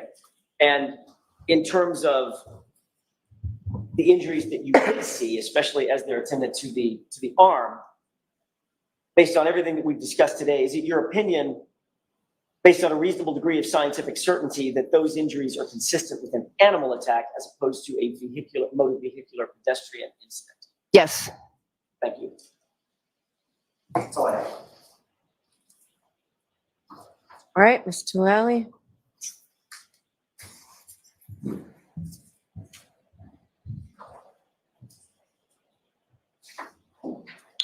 Good morning, ma'am. Good morning. I take you back to, you were talking about some police training that you had received when you were in the academy or while you were working with the police department here in Massachusetts. Is that right? Yes. Okay, what kind of training what did that training consist of? Well, I attended and graduated from the standard police academy at that time. And then I took additional courses that were offered from the Massachusetts Criminal Justice Training Council. And these were taught generally by experts in their fields. And they were on a variety of subjects that are listed in my CV, included, the hit and run accident investigation, forensic. There just for a minute, ma'am. Doctor, in reference to your training as it pertains to hit and run accidents, what did that training consist of? Oh, well, mechanisms of how accidents occur, mechanisms of how to determine, what vehicle was involved in an accident. There, I don't, it was a long time ago, but yeah. So determining if people were struck by vehicles, what vehicle was involved, or if there was auto versus auto accident, what vehicles were involved. And I don't mean to belittle this training whatsoever, but is it fair to say that was relatively rudimentary training that you received in the academy? Probably. I would not, yes, okay, probably. If You don't have any training in crash reconstruction or anything like that, correct? That is correct. And am I correct in you indicated that you're board certified in emergency medicine, is that right? That's correct. And so you're not board certified in forensic pathology or anatomical pathology or any kind of pathology? That's correct. And the last time that you worked as a coroner, when was that? Last time was in 1995 when I was doing autopsies for the coroner's office. I have since, though, consulted on some cases from the LA coroner's office. What, about 30 years ago? Is that about right? For autopsy, yes. Now, have you ever testified in a case in which either Mr. Jackson or Attorney Little were counsel? Not that I'm aware of, no. And when was it that you first were contacted in reference to this case? The first contact was May 15th. May 15th of what year? May 17th, excuse me, of this year, 2024. Yes. And you went through a list of things that you were provided and you reviewed, and you mentioned hospital photos, correct? Yes. Autopsy photos, is that correct? Yes. An autopsy report, is that correct? Yes. Grand jury testimony from the medical examiner, is that correct? Yes. A neuropathology report, is that correct? Yes. Toxicology report, is that correct? Yes. Then I think you also remembered some photos of some clothing items, is that correct as well? Yes, a shirt. And Anything else? yeah, hospital ER record. Hospital ER records. Yeah, yes. Anything else that you can think of? No. Did you ask for anything else to review? No. Were you told of any other material that was available for your review that you weren't then given? Well, I requested that that I focus in on the wound. So didn't ask for a lot of material in this case. But fair to say that you were looking for anything and everything, excuse me, material to the wounds that you were asked to look at, correct? Please say that again. Sure. Fair to say that you would want to look at anything and everything that was related to the wounds that you were asked to look at, correct? Yes. And so, did you make any specific requests as to what material you were provided, or were you just handed some material or forwarded some material and you looked at what you were given? No, I requested that I have the autopsy photographs, the ER records, the ER photographs. I requested those. Now, you mentioned some articles that you had written that were published back in 1996 and 1997 related to dog bites. Is that right? Yes. Are those publicly available articles? Yes. And in those articles that you wrote, you were talking about law enforcement bites, correct? Yes. So law enforcement canine bites typically involve what we call sort of a bite and hold technique. Is that correct? Yes. Yes. So is there a difference between, through your experience and the hundreds of dog bites that you've seen, is there a difference between what you would observe from a dog bite from a law enforcement canine versus just your domesticated dog? Well, yes. Now, the study, one of those studies was over 700 dog bite wounds, and there were two techniques used at that time: bite and hold, and later on, bark and hold, or bark and alert, or something of that nature. So there are different techniques, but yes, to specifically answer that question, which was, are they generally different from regular domestic dog bites? Yes. Now, did you write a report in regard to your opinion that you testified to here today? No. Why not? I don't think there was much time, and I didn't know if I was going to be actually testifying. How long would it take you to write a report? I wasn't asked to write a report, excuse me. Were you asked specifically not to write a report? No. Now, at any point in time, did you ever look at anything related to Mr. O'Keefe's head injury? Oh, yes. So you reviewed reports in relation to that, correct? Yes. Do you have any opinions as it pertains to that? I would rather defer to the pathologist and neuropathologist on that.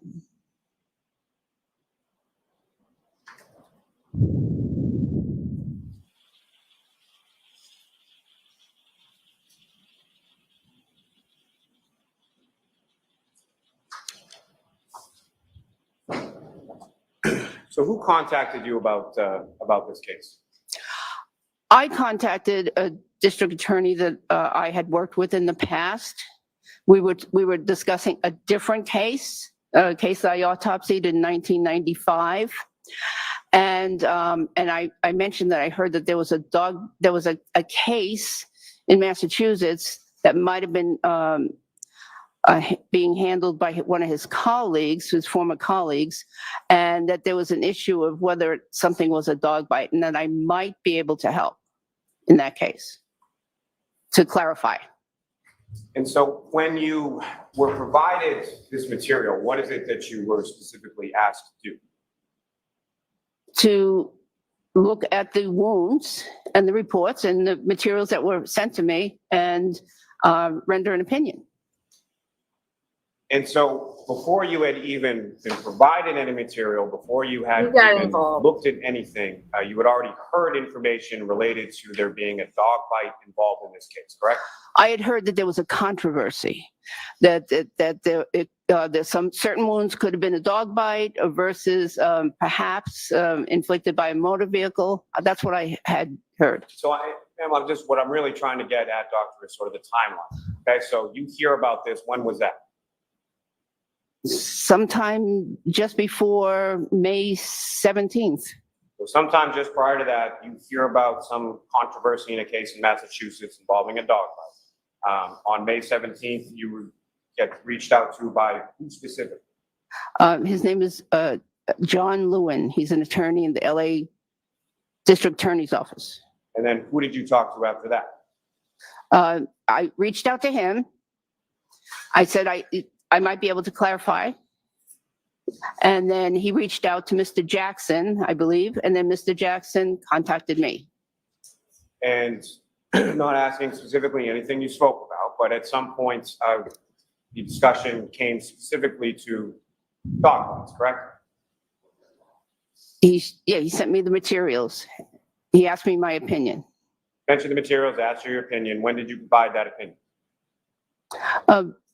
Probably the next day. Yes, I know it was the next day. So the very next day on May 18th, you provided an opinion? Yes, And was that opinion provided in a written fashion, orally? How was that provided? orally. So you reached out or to someone shortly before May 17th, spoke to Mr. Jackson on the 17th, received all the material, and then had an opinion by May 18th. Yes.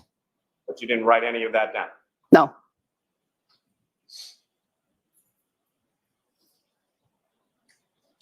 Now, beyond the materials that you were provided, what else were you told about the case?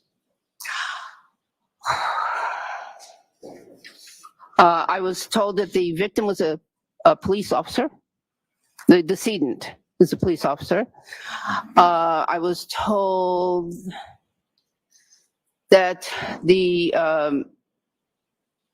defendant had been charged, and I was told that that there was a controversy about whether or not these injuries had been caused by a motor vehicle. And I was also told, and I read in the medical record, that the decedent was found outdoors, I believe in the snow, and hypothermic. Now, in regard to what you reviewed, you didn't review any investigative reports, is that correct? That is correct. You didn't review any witness statements, is that correct? That's correct. You didn't review any lab reports as far as from the forensic lab or anything like that? I reviewed the toxicology report. Beyond that, any other? If it was part of the autopsy report, I reviewed it. You reviewed everything attended to the medical examiner's file, is that correct? Yes. Nothing from the lab beyond that? I don't believe I did. Now, this first instance, when you say you heard about it, how did you hear about it? Well, I believe it was via a headline that I received in my email from the Boston Globe headline. You know, it was some kind of there was some kind of interesting case, and I got it as an email, and I looked into it. And when was that? Well, that was that week in May. That just a few days before May 17th. You subscribed to the Boston Globe online? I did at that time. I have not renewed it. How long had you been a subscriber to the Boston Globe? I'm going to allow it. Probably a year or 6 months, 6 months to a year. There was never any headlines or anything else that you saw about this prior to that week just before May 17th? Not that I paid attention to. I have nothing further. Anything further, Mr. Jackson? Nothing further. All right, so since this is a voir dire, I get to ask questions, doctor? So Oh, yes. I Okay. just have a couple of questions for you. I don't think I really heard you. So could you tell me again what your opinion is and to what degree you hold that opinion? Yes. These injuries in the arm are, my opinion is that they are the result of animal bites or scratches. And do you know what kind of animal? Oh, yes, most likely dog, large dog. And I'm very reasonable, very sure to, what's the word I want? Medical certainty, very All right, high, so high degree of medical certainty. reasonable degree of medical certainty. Yes, definitely. Okay, and another question. So I received information that you also viewed all reports associated with Chloe, a dog's prior bite history. Did you review those? No, I don't recall ever seeing anything like that. That you also reviewed the UC Davis DNA testing results submission forms? No, I don't recall seeing them. Okay, any follow-up, any questions based on my questions? Not for the Commonwealth, no. Where'd she get that information from?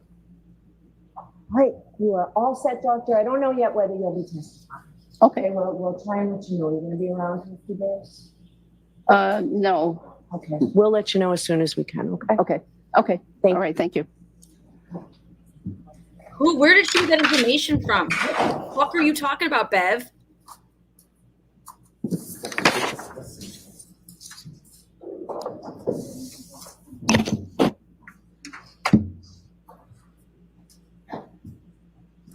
How can Bev just say that?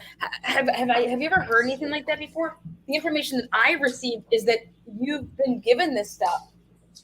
Well, where would, like, I mean, no, but Bev, where did Bev get? So Bev has had ex parte communication. Well, we don't have, maybe It doesn't matter who it would come from. You have to disclose that. You can't have ex. No, but okay. If people contacted the judge. So I would like to hear argument on this witness before we hear the other witnesses. So, and Ms. Giannetti, I asked you the other day whether she reached out to you or you reached out to her, and you said there was an intermediary.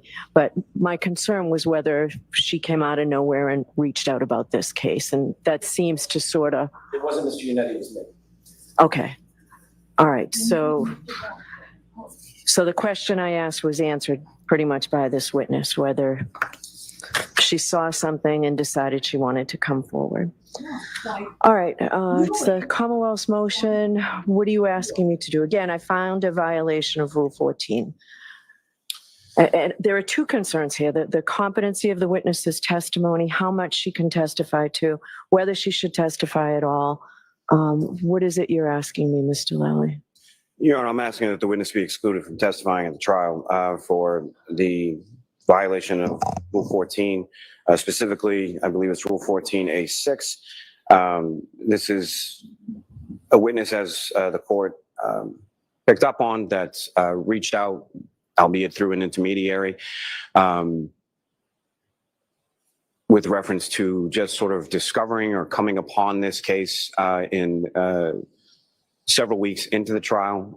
It is concerning given the fact that the witness represented that she had a subscription to the Globe Online, received word of this, and the first time that she had ever seen it or it had grabbed her attention was in that first week of May when, as the court is well aware, there's been widespread media coverage, particularly through the Boston Globe, for years at this point. The limitations of the testimony, it's also concerning because the disclosure from counsel indicated, again, as the court had noted, I didn't want to get into too much as far as for purposes of this voir dire, but there was additional material that was indicated in the disclosure that the witness had reviewed, including the UC Davis related to the canine DNA or the lack thereof, as well as— Why didn't he ask for that? Forgive me, the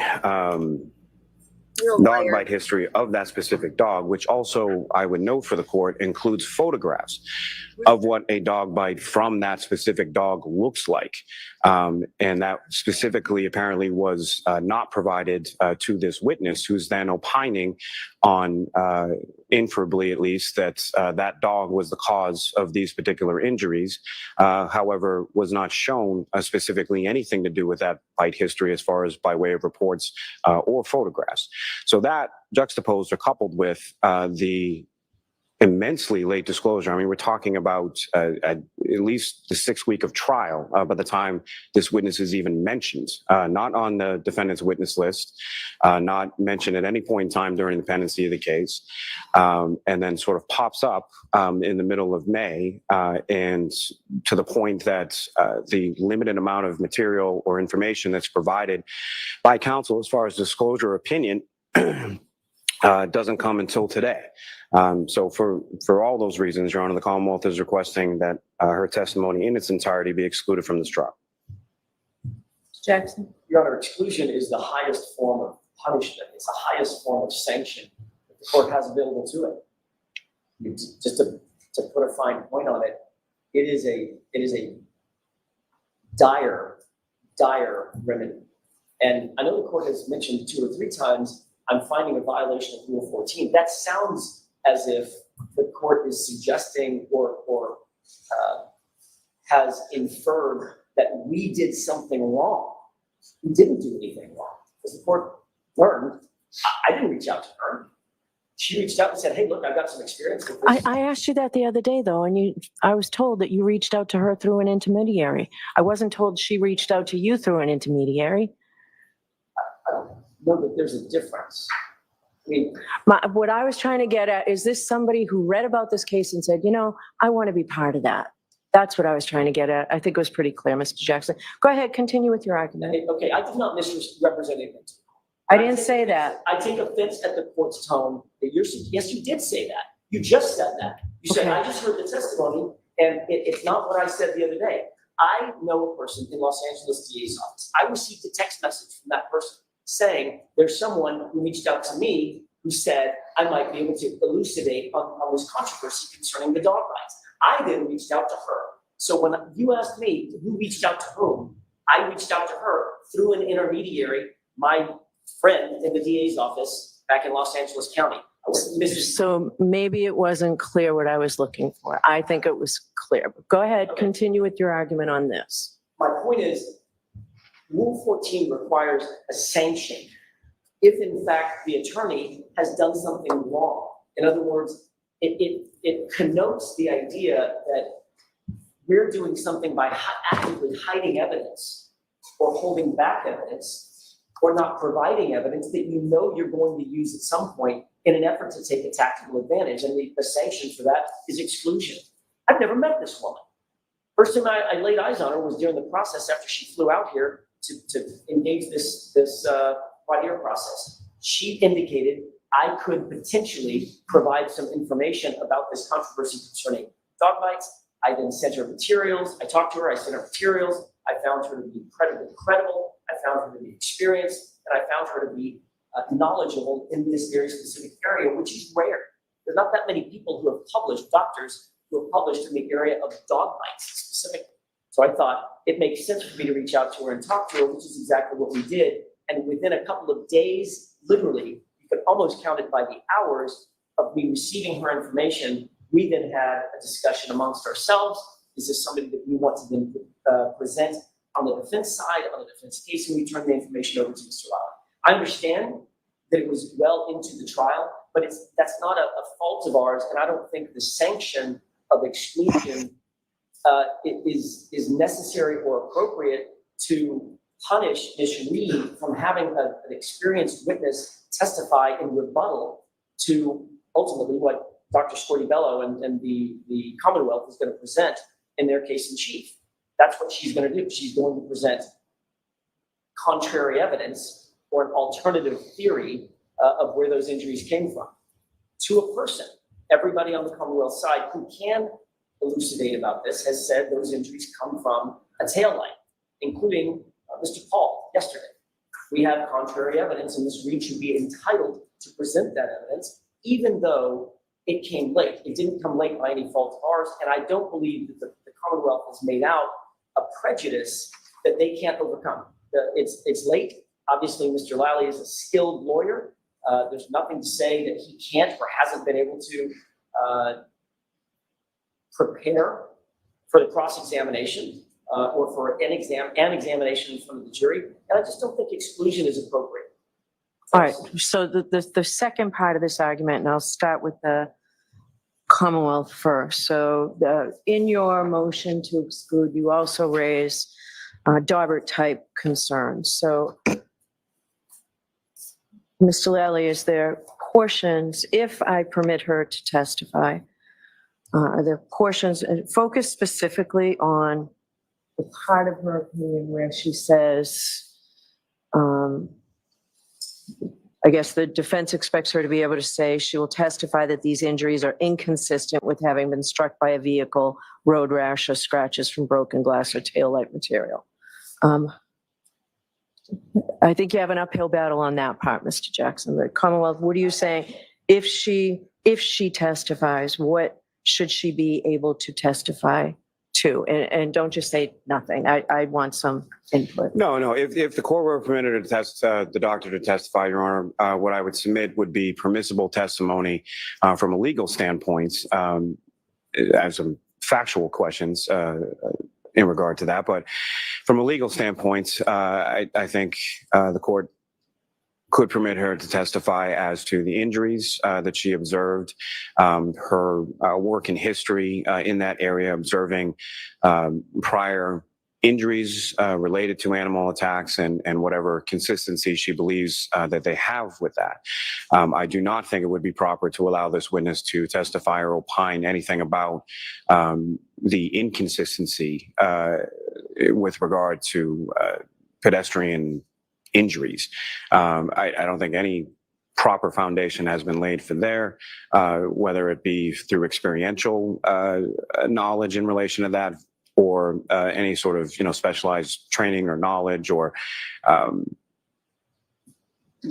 anything to do with that. Anything from a forensic pathology or anatomical pathology perspective, I think should also be out of bounds and excluded with regard to this witness. She's certainly a very experienced emergency room physician. So anything in relation to that, I think it's permissible. But as far as the experience when it comes to motor vehicle crashes or pedestrian crashes, of which the court is well aware, there are a litany of different types of interactions a pedestrian can have with a motor vehicle in a collision sequence. And simply saying, well, there was no injuries to the leg, so it couldn't have been a motor vehicle collision is just plain wrong, and not backed up by science or anything else that this witness can testify to from the very limited experience she has in that realm. So if the witness were able or permitted by the court to testify, I would submit that her testimony should be relegated to simply what, if any, opinions, her experience, obviously, and then what, if any, opinions she draws with regard to the causation of the injuries on the right arm, as it pertains to consistency there. But I venture to guess that it's likely that those are probably also going to be, in her opinion, consistent with many other causes beyond that, if she's being reasonable. All right, Mr. Jackson. I'll submit, Your Honor. I have no issue with, I just said I'll submit, I'm not submitting. I have no issue with limiting her testimony to the animal attack issue, the dog attack issue. I didn't, as the court noted, I didn't spend any time. I think I may have asked one question consistent with the motor vehicle incident. I have no problem if the court wants to limit her testimony to the dog bite aspect and not the motor vehicle aspect. I wasn't planning on going into that aspect anyway. I've got another pathologist who can do exactly that. But you did go through it with her, and it's on your disclosure. It is, but I have no problem editing. So why is it on the disclosure, or what the Commonwealth turned over, that she viewed all reports associated with Chloe's bite history in the UC Davis DNA testing? Why is that in there? Because we set that in a Dropbox. We set everything in a Dropbox, and I assumed that she reviewed it. She must not have seen it or opened it or reviewed it. I didn't know. But that's what was sent to her. Everything that's in the disclosure is what was sent to her. All right. If she's permitted to testify, you led her through quite a bit today. You won't be able to. I mean, she struggled with to what degree of certainty she held an opinion. She struggled to what she viewed. She didn't write a report. I have to consider all of these things too. She didn't struggle. As the gatekeeper as to whether she can actually assist the jury. So I'm not deciding this right here.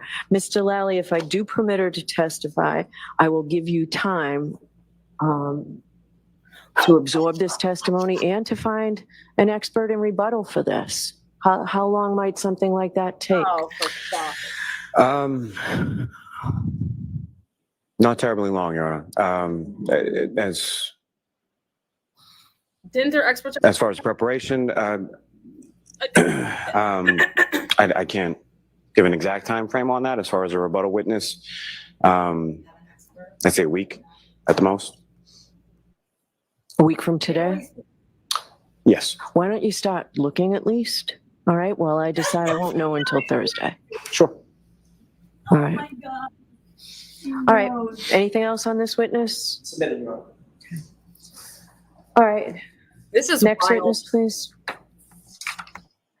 All right, next one With here. regard to Dr. Wolf and Dr. Winchler, this is a different scenario, and I'm presuming that the court is asking for a what year on their qualifications. Well, I want to know who did what. I want to know, they say we. I want to know who did what. So is the court suggesting that I go through their entire testimony of exactly what they did, their testing, their opinions, conclusions, the bases of their opinions, conclusions? However you want to do it, Mr. Jackson, we're here today on the Commonwealth's motion. I realize that. It's not the Commonwealth's motion to depose our experts. The Commonwealth's motion is they're not qualified as accident reconstructionists. I don't need to go, and I'm not inclined to give them a free bite at the apple to cross-examine these witnesses twice on the basis of their opinion. I will go through, I think, to the court's satisfaction. I don't think it's going to take long to figure out that they're extraordinarily qualified to render opinions, but I don't think it's incumbent upon me to walk through their entire testimony and give the Commonwealth a free bite at the apple like it's a deposition. Whatever you want to do. Yeah. I'm not telling Great you what to do. example. Whatever Not you a want to do. deposition. This is far from a fucking deposition. Lally. Bleh. Alan Jackson nailed it though. Given Lally prep. He's an experienced attorney. He's a good attorney. He can do it. Alan Jackson, man. Slick Rick. Slick Nick. You call him whatever you want. But don't call him late for dinner because he's just eating everybody's ass. He's the man. Here we go. Be mindful of the step. Ask for the next step. Face the clerk to the sworn. So, Mr. the evidence of the court, the case now here, and the truth, the whole truth, and nothing but the truth, so help you God. Yes. Thank you. We'll see you and just speak very loudly into the microphone.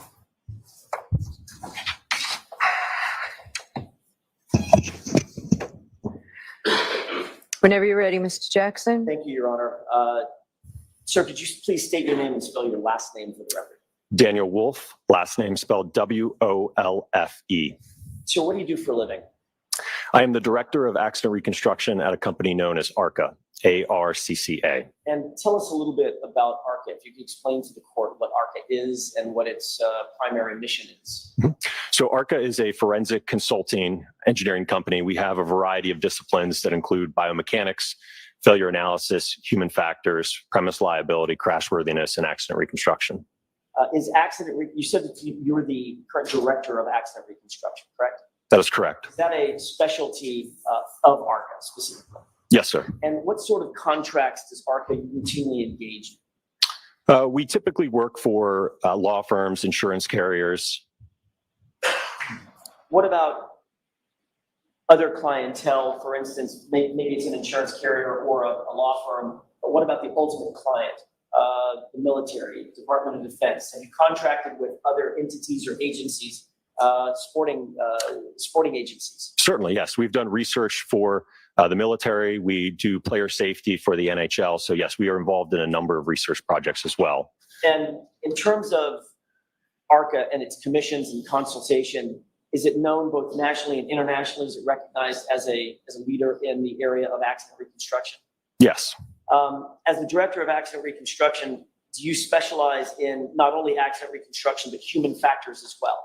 Yes, sir. Can you give me a synopsis of the professional discipline of accident reconstruction? What is accident reconstruction? Well, I think that's a very broad topic. I look at the cases that come across my desk. You know, I've been involved with pedestrian impacts, and that could be pedestrians hitting the side of vehicles, fronts, backs, getting run over by vehicles, being struck by a vehicle, then projected into another vehicle. I've dealt with your simple fender bender collisions. I've dealt with collisions that involve 60-car pileups on a highway. So again, accident reconstruction in terms of the scope for a case, it can really vary case to case depending on the facts and circumstances of that case. And when you say dealt with, are you talking about literally going into, from an engineering and a scientific standpoint, trying to reconstruct what happened, what the causal effects were of that accident, and what the results were, the resultant damage or injuries were? Absolutely. What about human factors? What does that discipline entail? What is human factors? Well, to give you an example of that, so I do a lot of nighttime visibility work where, for instance, let's say a pedestrian's coming out onto the roadway at night. Maybe it's not a lit roadway and you're relying on your vehicle headlights to illuminate that pedestrian. So it's determining when would a driver recognize that individual on the roadway based upon the headlights, if there is any artificial lighting, their clothing. And then we look at how do drivers respond based upon that scenario that they're presented with. So we know that response times are different depending on the hazard that's presented to them. So if it's a pedestrian coming to the roadway, it's a vehicle stopping in front of you. So that's the application of human factors. And that might include everything from passenger vehicles, commercial vehicles, bicycle issues, motorcycle issues, things of that nature. Yes, sir. Okay. What education, training, and background qualifies you to perform the duties that you just described as Director of Accident Reconstruction at ARCA? In terms of my educational background, I received a Bachelor of Science in Engineering from James Madison University back in 2012, along with a minor in mathematics. Some of my coursework while at James Madison included courses in physics, statics, dynamics, kinematics, material science, and your typical engineering sciences. Subsequent to my undergraduate degree, I then went on to the University of Delaware to pursue my PhD in electrical and computer engineering with a concentration in electromagnetics and photonics. Did your research area also include physics, in addition to electromagnetics? Yes, sir. Optics? Yes, sir. Photonics? Yes, sir. And lighting?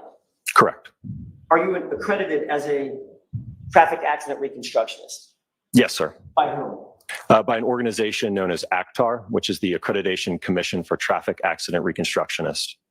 Are you trained in photogrammetry to determine vehicle crash and map scene evidence from photographs? Yes, sir. In other words, looking at a photograph rather than being at the scene, that is a specialty or a specific area of training that you've engaged, correct? Yes, sir. Are you trained in Bosch crash data retrieval analysis? Yes, sir. Otherwise known as CDR analysis, right? Correct. In terms of professional associations and accreditations, are you certified by the Society of Automotive Engineers? Yes, I'm a member of that organization. What about being a member of Optical Society of America? Yes, sir. Illuminating Engineering Society? Yes, sir. And finally, the National Association of Professional Accident Reconstruction Specialists? Yes, sir. You're accredited by all of those organizations, is that right? I'm a member of all of those. Yes, sir. Have you authored peer-reviewed articles in the area that we've just discussed? I've authored a number of papers in the field of physics, and one of my most recent publications was that dealing with Toyota and Lexus vehicle control history records. In 2021, did you author or co-author a peer-reviewed article known as Collision, the International Compendium for Crash Research Dealing with Vehicle Control History and Braking Issues? Yes, sir. Have you qualified in other courts to testify as an expert in the area of accident reconstruction? Yes, sir. Importantly, were you hired by the defense in this case? No, sir. Before this morning, you walked into court. Have you and I ever met face to face? No, sir. In terms of the commission that you were asked to undertake in this case, that have anything to do with the defense? No, sir. That have anything to do with the Commonwealth? No, sir. So a third-party agency hired you and commissioned you, or ARCA, with the responsibility of doing an accident reconstruction in this case, correct? Correct. Person to my left, the female to my left sitting here, you ever seen her before? Nope. Do you know who she is? Yes. How many times have you been qualified in other courts to testify as an expert in the area of accident reconstruction? I think that's around 20 times to date. In both federal and state court? Just state court. Multiple states? Yes, sir. Your analysis, conclusions, and opinions are completely independent, whatever they are. Those analysis, conclusions, and opinions in this case are completely independent of the defense and of the Commonwealth. Have I got that right? It's based on the evidence. That's correct. And you're not paid by either side here in this courtroom? Correct.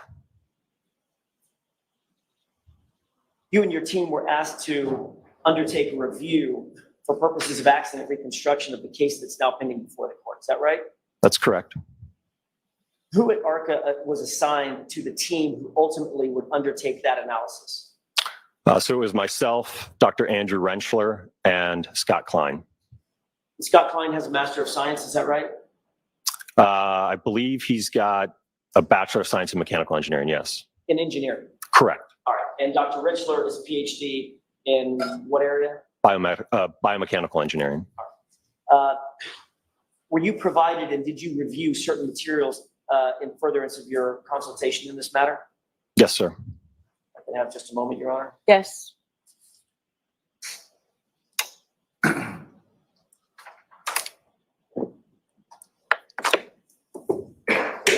I'd like to use my time efficiently, Doctor. I'm going to read through a number of materials that you reviewed. Before I do that, may I approach, Your Honor? Yes.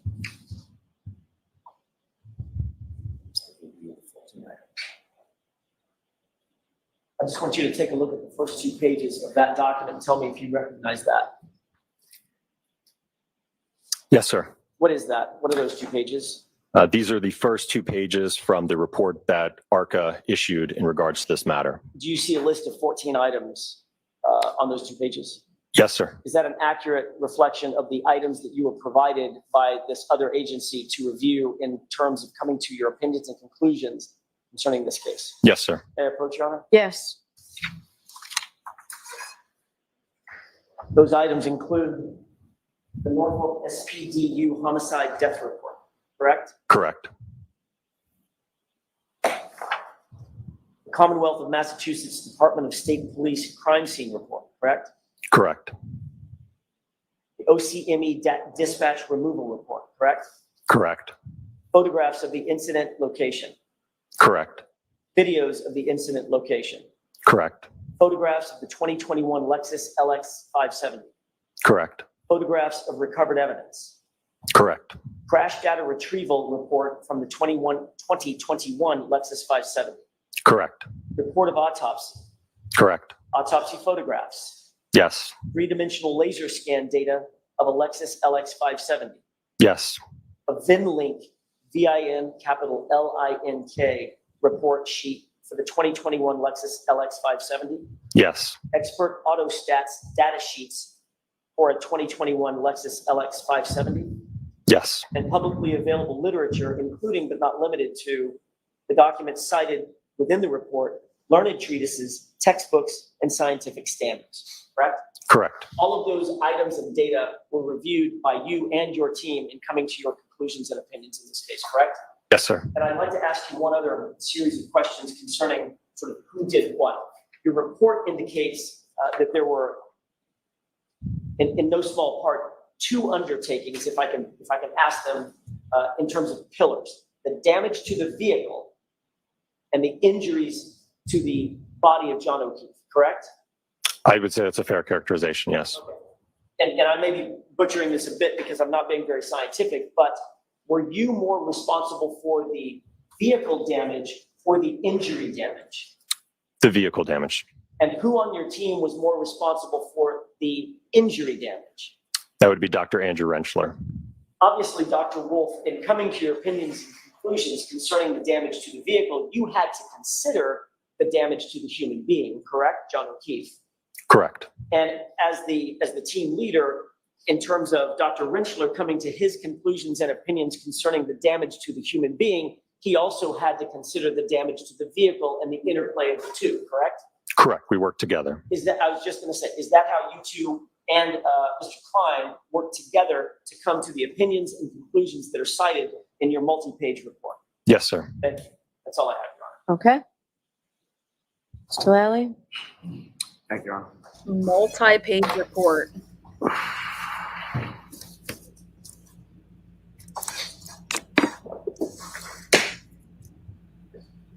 Good morning, sir. Good morning.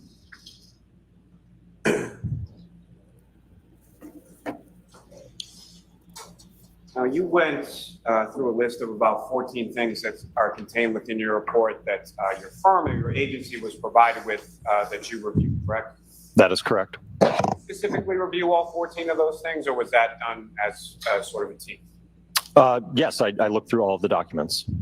You personally looked at all 14 of those items that are listed within the report? Yes, sir.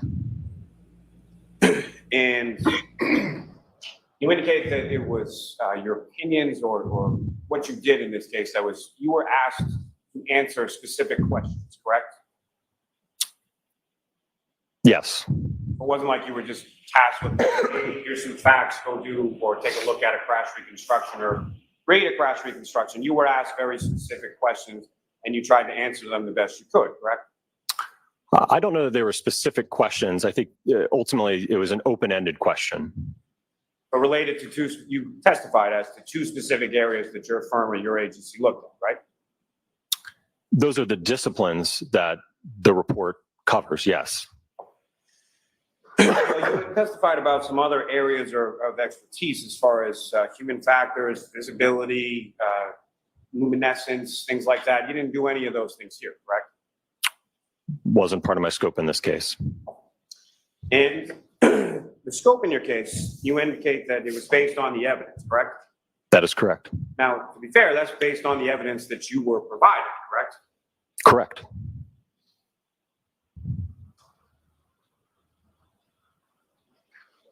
So what did Mr. Klein do? So as a part of the engagement with the entity that ultimately retained us in this, due to the confidentiality of it, only those who had access to the material to the file were allowed to review it and discuss it. And essentially, Scott Klein served as kind of another reconstruction expert to essentially bounce ideas off of and help with the review.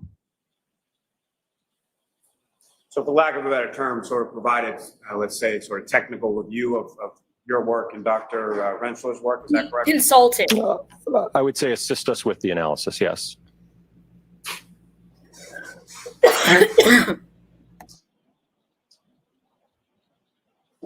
Now, so your firm or your agency issued a report in relation to what you did, correct?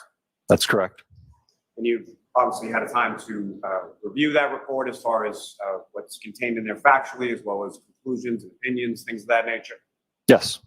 So is it your testimony that anything that has to do with anything factually, conclusions, opinions, or otherwise, in relation to the motor vehicle damage, those are your opinions, those are your conclusions, correct? I would say that's fair, yes. And again, based on the evidence that you will provide, correct? Correct. And so the facts or evidence or conclusions or opinions related to injuries to Mr. O'Keefe, that was Dr. or Mr. Rentschler's area, is that fair to say? Dr. Rentschler, yes. And again, that was based on the evidence or whatever he was providing, correct? Correct. Which would be the same materials that you had testified that you had reviewed, correct? Correct. I have nothing. Anything further, Mr. Jackson? All right, so, Doctor, I just have one question for you. What specifically were you asked to do? I'm sorry, Your Honor, I didn't hear the court. What specifically were you asked to do? So the agency that retained us gave us a selected quantity of file material related to this case, and essentially left it as an open-ended question. Ultimately, was the evidence consistent with a pedestrian interaction between Mr. John O'Keefe and the Lexus? Okay, you said selected quantity of information. Who selected that information? As far as I'm concerned, it would be the Department of Justice and the FBI. All right, and they just gave you what they wanted to give you, as far as you know? We had no say in what material was handed over to us. Okay. All right. Thank you very much. Any questions based on my questions? No, Your Honor. Mr. Lally? Just briefly,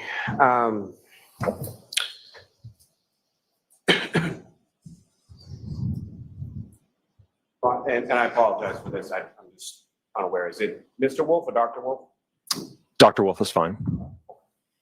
So, Dr. Wolf, when you say that you were asked specifically whether or not the evidence, the limited scope that you were provided was consistent with a pedestrian collision, were you asked sort of in general terms as far as any type of pedestrian collision, or were you asked specifically as far as biomechanically could say the injury to the back of Mr. O'Keefe's head have been caused by contact with the vehicle?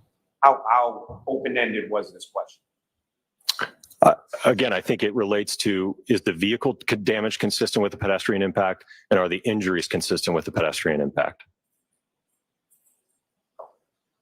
And again, the whole panoply of injuries, is that correct? I'm sorry, what was your question? Let me rephrase. So did anybody specifically ask you to determine whether or not the injuries to the back of Mr. O'Keefe's head could have been caused by a motor vehicle? I don't know that they asked us specifically. Again, they basically asked us to perform an accident reconstruction and biomechanical analysis and basically tell them our findings, and these are our findings. And in the materials that you reviewed, did you see anything in there of any sort of statement, suggestion, intimation, anything at all that suggested that the injuries or the fracture to the back of Mr. O'Keefe's head was caused by a motor vehicle? In terms of direct contact? Yes. No, I don't believe so. Nothing further. Anything? Nothing. All right, Dr. Wolf, you are all set, sir. Thank you.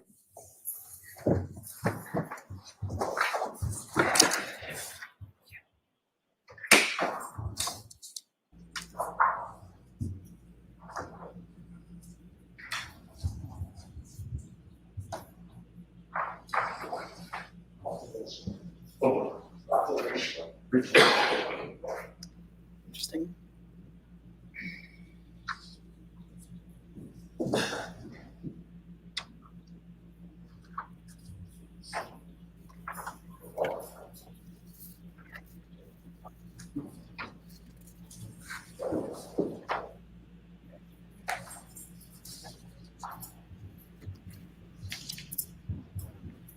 I'm just going to ask you to be mindful of the court and step up.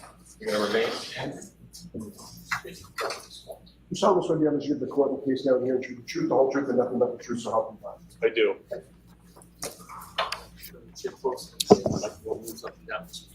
Gotcha.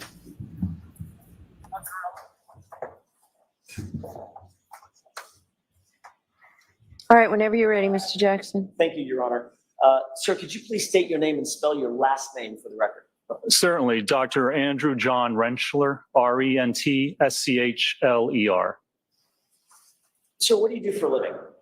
I am a biomechanical engineer and accident reconstructionist. In what area of the country do you live in? I live in Pittsburgh, Pennsylvania.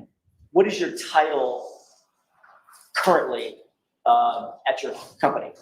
I am a vice president and director of biomechanics for the Midwest Division. And what is the name of that company? It's called ARCA LLC. And what is the main mission of ARCA? What does ARCA do? So ARCA is a engineering consulting company, and we have several different types of engineers, biomechanical engineers such as myself, accident reconstructionists, mechanical engineers. We look at crash worthiness, safety of vehicles, and other types of events. So we really do all types of work. We do litigation type work, as well as research and development for government and private entities as well. Let me have just a moment, Your Honor. Yes.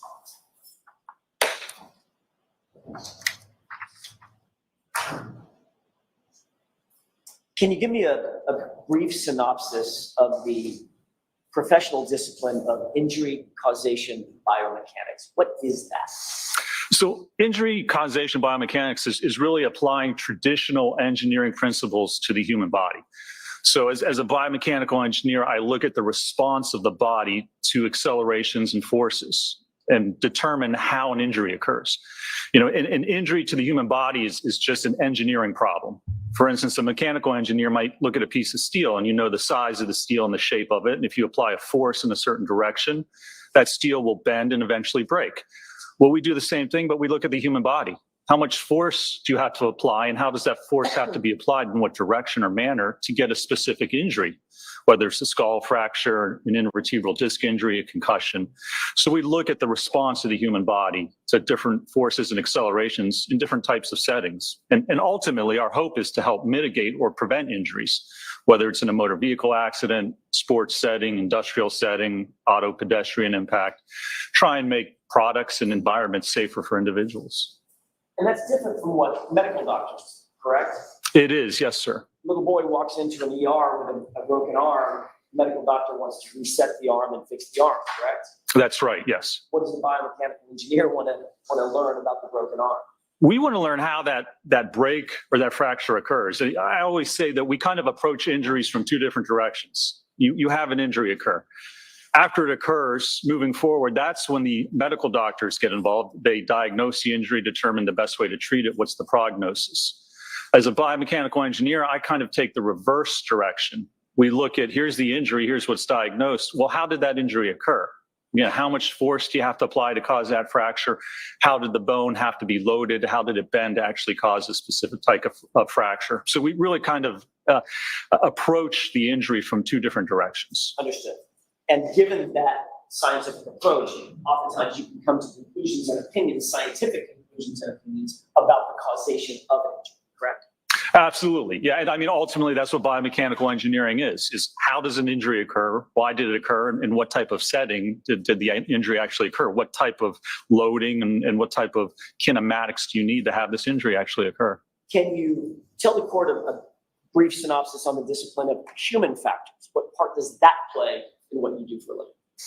Well, human factors is a large part of it as well. I mean, from a biomechanical standpoint, we look at the body, we have to know anatomy, we have to know the makeup of the body. And then human factors plays a part of it as well, as how individuals respond or what their response is to different types of environments or reactions. It really all plays into looking at a specific event. How did someone react? How did their body move? How was the body loaded? There's all different types of factors that you have to apply. The human factors, kinematics, kinetics, biomechanical, musculoskeletal interactions. It's all these different factors that are really involved in performing an analysis to ultimately look at injury causation. Doctor, as the director of biomechanics and human factors at ARCA, what education, training, and background qualifies you to perform those duties? Well, I got my Bachelor's of Science in Mechanical Engineering with a minor in Biomedical Engineering from Carnegie Mellon University in 1995. I then went on to get my Master's in Bioengineering and Biomechanics from the University of Pittsburgh in 2002. And then I got my PhD or my doctorate in bioengineering and biomechanics from the University of Pittsburgh in 2004. Can you give us a brief work history up to and before ARCA? Sure. So I got my PhD in 2004, and then since then I've worked in the consulting field for biomechanics. I've worked for a company out in Davis, California for a while called Biomechanical Engineering Accident Reconstruction. I then joined another engineering company in Jacksonville, Florida for about 3 years called Chesapeake Engineering and Design. And I have now been with ARCA for approximately 16 and a half years. And in those positions and in your position currently as a director at ARCA, do you specialize in research and analysis attendant to evaluating and studying the relationships between crash injuries, crash forces, human kinematics, and human tolerances? I do. I mean, that's really what I do on a daily basis, whether it be in litigation type cases or the research and development we do for different companies or entities, or even internal research that we perform at ARCA. Doctor, what professional associations and accreditations do you have? I'm a member of the American Society for Mechanical Engineers, as well as the Society for Automotive Engineering.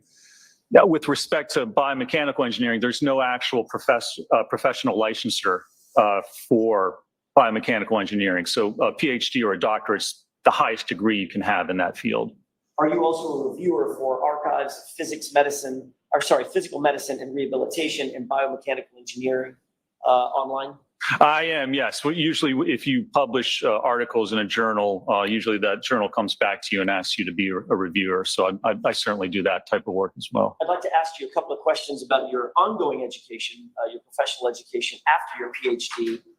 Have you continued your education in areas of biomechanics and high impact injuries from the NTSB? I have. I've taken classes through the NTSB and SAE, the IPTM, Police Technology Management Training Center. There's several different entities I've taken biomechanical and accident reconstruction courses through. So the alphabet soup, if you will, of biomechanical engineering and human factors. Right, yes. And you continue that today? I do, yes, sir. Any specific training in human kinematics? Yes, I do have training in human kinematics. Just out of curiosity, how do you define what is kinematics? So kinematics is the motion of the human body and looking at how the body moves. And it's irrelevant or irrespective of the forces that cause that motion. So we're really looking at for instance, how one body part moves with respect to the next. We can see how the body moves as a result of a specific type of event. You mentioned injury mechanics previously in one of your answers. What is injury mechanics and how does that relate to biomechanics? So again, that's a subset of biomechanics looking at the response and the strength of the different parts of tissue of the human body. On a very basic level, to get an injury or have an injury occur, you need really two factors. You need enough force to cause injury to the tissue, and you need that force applied in the right manner. So if I wanted to fracture my elbow, I certainly couldn't take a hit on my shoulder and expect my elbow to fracture. Its force is exerted in the wrong location. And likewise, if I just lean my elbow on the counter here, that's not enough force. So you need the force and you need the application of that force in the correct manner to produce what we call an injury mechanism. And have you ever participated in any studies or research in this area? In addition to your dissertation, getting your PhD, what about additional studies and research in this general area? I have, yes, sir. Can you describe that for us briefly? Certainly. Well, just at ARCA, I've worked with the United States military. We worked on the design of the MRAC vehicles, the mine-resistant ambush protected vehicles over in Iraq and Afghanistan. That's a troop carrier, right? That's correct, yes. And the issue there is they go over the IED, the improvised explosive device, and it blows the vehicle up off the ground. So you're getting very large forces and accelerations through the vehicle, through the seat, into the soldier's spines. So we're seeing very traumatic and severe spinal and head injuries. So at ARCA, we work on what we call an energy absorbing seat design. So when the vehicle gets blown off the ground, that seat is designed to absorb the force and the energy to protect the soldier's spine and their head. Did you take part in the design of that seat? I did, yes, sir. Has that been employed by the Department of Defense? Yes, it has been. And are troops utilizing that new seat design, that safety seat design in that troop carrier to this day? As far as I know, is from what they'll tell us, yes, sir. Understood. Are you also published in this field, Dr.? I am, yes. Can you give us a couple of examples of current studies that you're involved in or publications that you've done in the recent past concerning bioengineering and the impact or the association that it has with human factors? Sure. I mean, and another project I'm working on is we work with the NHL actually at ARCA. We have an ongoing, we have an ongoing relationship with the Department of Player Safety. For instance, we helped redesign part of the rink. In every arena, they had at the end of the player area, there was basically a 90-degree stanchion where the glass met. And so players were kind of getting checked down in the boards and then hitting up against the glass. And actually, somewhat ironically, it was Chara hitting Pacioretty into the glass, the Boston-Montreal game, and caused a cervical fracture and concussion.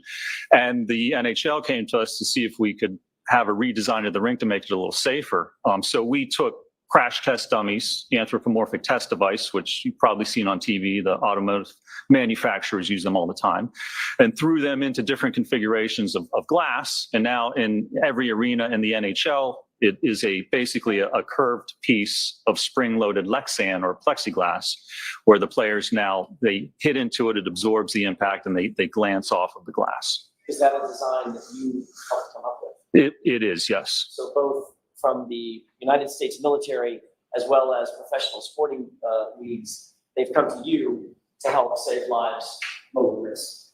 That's right, mitigate and prevent injuries, yes, sir.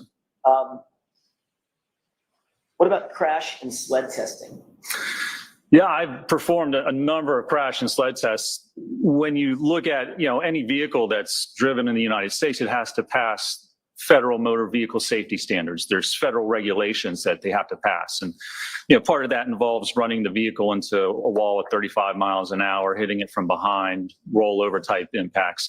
And they have these crash test dummies in those vehicles. So we perform a lot of testing for different cases and situations where we put that dummy in the vehicle and we evaluate the safety system, whether it's the lap and shoulder belt, or if it's the airbag or the seatbelt pretensioner, determine how to make the car safer. And part of that is looking at the force that's exerted on that dummy. because there's tolerance values. We know how much force it takes to cause specific injuries. So we want to make sure in certain instances, at certain speeds or impacts, that if someone's in an accident, the force acting on, say, their head or their neck or their chest is going to be below these established tolerance values. Speaking of how much force it takes to cause an injury to a human body, have you engaged in any testing or published in the field of auto-pedestrian incidents?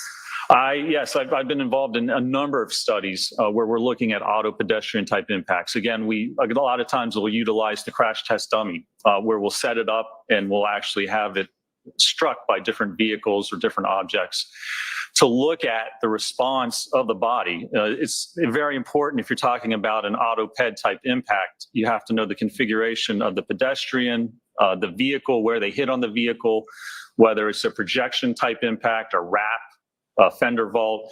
It really all depends on how the person's positioned and the amount of force and speed involved in that type of an impact. And staying with that for a second, that basic subject matter, have you also engaged in studies related to slips and falls where somebody might fall from a standing position and injure themselves either to their head, shoulders, whatever, and those kinds of injury impacts? I have, yes. And then one of the issues we look at it there is a lot of people fall, especially elderly people. So we want to look at what types of forces are being produced. You look at hip fractures, if you slip and fall backwards, head fractures. So we're trying to determine how to prevent those falls from happening and also create devices or products that can help actually prevent injuries if someone does take a fall. Doctor, have you been retained as an expert in the area of biomechanical engineering and human factors in the past? I have, yes, sir. May I approach, Your Honor? Yes. Can you take a look at that document and tell me if you recognize it? This is a list of my deposition and trial testimony. Your Honor, I provided that to the court this morning. Yes, I appreciate it. I had a chance to look at it. Okay. That's about I don't want to go through everything. That's about a 14-page document. Is that correct? That's correct, yes, sir. Let me just ask it this way. How many times do you think you've been qualified as an expert in the field or testified as an expert in the field of biomechanics, biomechanical engineering, and human factors?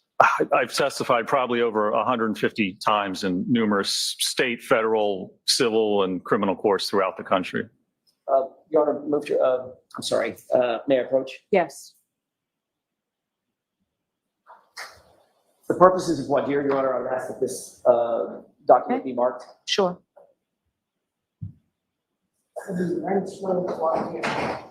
Thank you. Have you ever testified in criminal court as an expert in biomechanical engineering? I have, yes. How recently have you testified in criminal court? Well, actually, I've testified twice. The end of May, I think May 31st, I testified in McKean County, Pennsylvania. For the prosecution, it was a case where the defendant was accused of beating his girlfriend to death and basically said that she fell down the steps. So my testimony involved determining how her injuries occurred and that they were entirely inconsistent with what would have happened during a stair fall. What about another case? And then about a week after that, around June 6th or 7th, I testified in Cambria County, Pennsylvania, again for the prosecution for another homicide case where the defendant was accused of essentially beating his wife to death and then said that she actually fell backwards and struck her head, caused a skull fracture on the side of the sink. So my testimony, again, pertained to looking at the injury mechanisms and determining that his story of her falling back and striking her head on the sink, it's inconsistent with the injuries and the type of force that would have been exerted in that case. In both of those murder cases, you were hired or retained by the prosecution in the case, not by the defense, correct? That's correct, yes, sir. Your opinions in furtherance of the prosecution's case in chief, not the defense case in chief, correct? That's correct, yes. With regard to this case, you were asked to look at several items. We've already gone over those in the other testimony, so I won't belabor that. You were asked to look at several items, correct? I was, yes. And ultimately, based on that series of information, that universe of information that you were provided, see if you could come to an opinion and conclusion concerning the incident before the court now, correct? That's right. See if I could determine what happened, how the injuries occurred, and the events leading up to and during that process. Without going into your conclusions and opinions, were you able to come to conclusions and opinions to a reasonable degree of science and expertise? I was, yes, sir. You were not hired by the defense, by me, or anybody on the defense side in this case, correct? That's correct. I was not. You were not consulted with or hired by the Commonwealth either. That's correct. I was not. It was a completely independent agency, is that right? That is correct. Yes, sir. Before this morning, have you and I ever met? No, sir. And we've never talked about, you and I have never talked about the substance of your opinion and conclusion, correct? We have not. That's correct. You did reduce those opinions and conclusions in conjunction with your team to a report, is that right? I did, yes, sir. And your understanding is that report was made available both to the defense and the Commonwealth in this case, is that right? Yes, sir. That's correct. I have nothing further. Okay, Mr. Lally? Thank you, Your Honor. Whoa, he provided to both prosecution. Oh my God, Lally, what are you gonna do and say? I just didn't think it was good. Good guess. A few questions for you, sir. Good afternoon. Good afternoon, sir. Good morning, Now, motherfucker. with relation to your work in this instance, in this case, were there any limitations as far as confidentiality or anything that were put on you or any of your team? What do you mean by As confidentiality? far as who, what, where, and how you could discuss what you did? Well, yeah, I mean, certainly we just discussed with who we were retained by in this case. I don't believe I discussed the case with anybody else except for my cohorts who were also involved in the case. And so my question, sir, more is geared towards, at some point you were made aware that your report and your findings were made available to both the prosecution and the defense in this case, correct? I was made aware of that, yes, sir. And when you were made aware of that, was there any limitations on given to you as far as who you could discuss your report, your findings, or anything with? Yeah, basically given the direction or the request that I don't actually discuss the substance of my opinions or my report with anybody aside from who we were originally retained to work for. Now, may I approach you, Your Honor? Yes. Sir, I am going to show you the first couple pages of your report, specifically right down the bottom. There's a list of items 1 through 14. I asked you to just do those.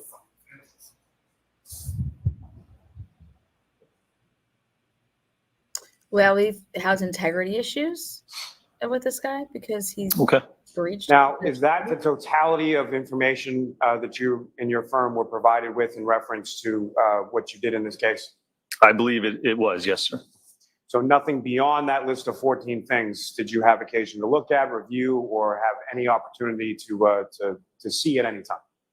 Well, aside from we did do testing in this case, so we did do other Aside work. from your independent testing, I'm asking as far as material provided by whoever employed you, that is a sum and total of what you received, correct? I believe that would be correct, yes, sir. And did you personally review each of those 14 items? Because, and I don't fault you or your company for this, but within the report, there's a lot of we. So what I'm asking is, did you personally review each of those 14 items that are listed in that report? I did personally review every bit and every page of information that was provided in this case, yes, sir. And to be clear, just to sort of close the loop on this, when it comes to those 14 items, were you allowed to ask for any additional items, or was it just you were limited to this is what you have, go form an opinion?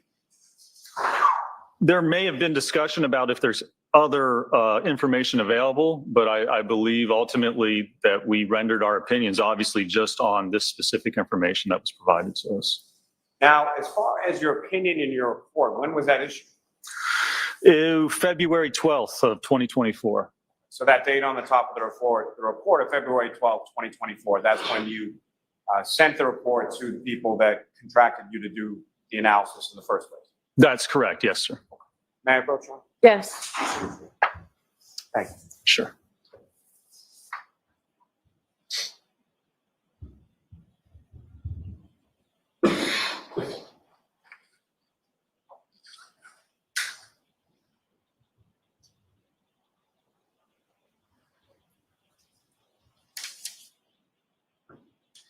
Now, am I correct? And what I'm trying to ascertain here, Doctor, is just sort of the different roles that you and the other members of your team performed in reference to this. Am I correct in that your primary role in this pertained to sort of biomechanical engineering analysis of injuries sustained by Mr. O'Keefe? That would be correct, yes, sir. And not to put too fine a point on it, but Dr. Wolf would have been more responsible for issues related to the vehicle itself. Generally speaking, yes, that would be correct. Obviously, there's some interaction between damage to the vehicle and injuries to Mr. O'Keefe, but as far as your primary sort of any opinions contained within this report pertaining to injuries to Mr. O'Keefe, those would be your opinions, correct? Yes, any opinions or information with respect to the injuries would be my purview and my opinions in this matter. Yes, sir. And concomitantly, so any opinions related to damage to the motor vehicle, those would be opinions of Dr. Wolf, is that right? Well, to some extent. I mean, certainly I would have opinions as well based on the interaction or alleged interaction between the body and, for instance, the vehicle in this case, and what damage to both the body as well as the vehicle you would expect. So I think there's basically some overlap between those issues. I wouldn't say that it's a complete separation. And so, and again, Doctor, what your opinions or ultimate conclusions are, whether they be yours or Dr. Wolf's or a combination of the two, it's all limited based on the information and the evidence that you received, correct? It certainly is based on the information that we reviewed and listed in our report. Yes, sir. Now, as far as for the mandate or from the agency that hired you, were you asked to answer a specific question, or were you asked to just do an analysis based on what we sent you, or how was that put to you as far as what you were doing? There was a specific request that we were asked to perform and to evaluate in this case. And specifically what I'm asking, sir, is there's an analysis in there of whether or not the injuries to the back of Mr. O'Keefe's head could have been caused from contact with the vehicle, correct? That is part of my analysis and opinions, yes, sir. And were you specifically asked to address or answer that question by the agency that hired you? That was one of the questions I was specifically asked, yes, sir. I have nothing further. Anything further, Mr. Jackson? Thank you. All right, so Doctor, I have a couple of questions for you, sir. So regarding this specific request, what were you tasked to do specifically? So specifically overall, I was tasked from the biomechanical standpoint to determine or see if it's possible to determine how the injuries in this case occurred. And part of that was determine whether the injuries, the head injury and the arm injuries resulted from contact with the Lexus in this case. Okay. And regarding all of your prior testimony, a good deal of it seems to be in depositions. Any of those in Massachusetts? There's a couple, I believe. I've testified at trial in Massachusetts, Okay. Middlesex Superior Court. Do you know where that might be? I do want to look at that. I can find it for you, maybe a couple of months ago. Was it in a criminal case or a civil case? Oh, it was in civil case. I think, let's see here. I think, yeah. So let's see. There was one November 14th, 15th, 2023, Middlesex Superior Court.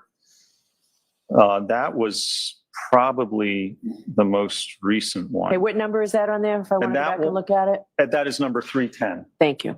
Is there another Massachusetts case? Oh, I'm sure there are, because I know there's some from earlier in my career. Let me see. See if I can find them for you real quickly here.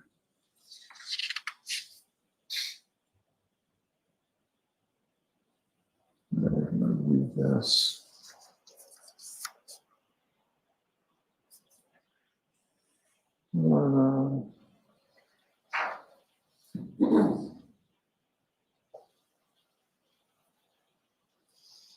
So there's Connecticut.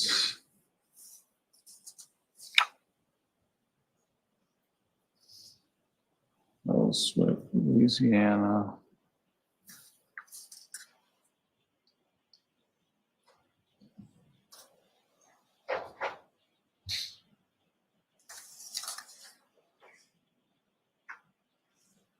Oh, there's 68. I'm gonna butcher it. Worcester.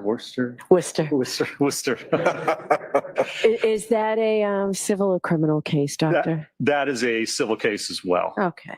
What year was that? Oh, that one was 2012. Okay. Any others that you think of or you see? There may have been a couple others. I don't recall off the top. All right, I'll go through it more closely. I Sure. appreciate you saving me some time. Absolutely. All right, any questions based on my questions? No, thank you, Your Honor. No. All right, you are all set, sir. Thank you very much. Thank you, Your Honor.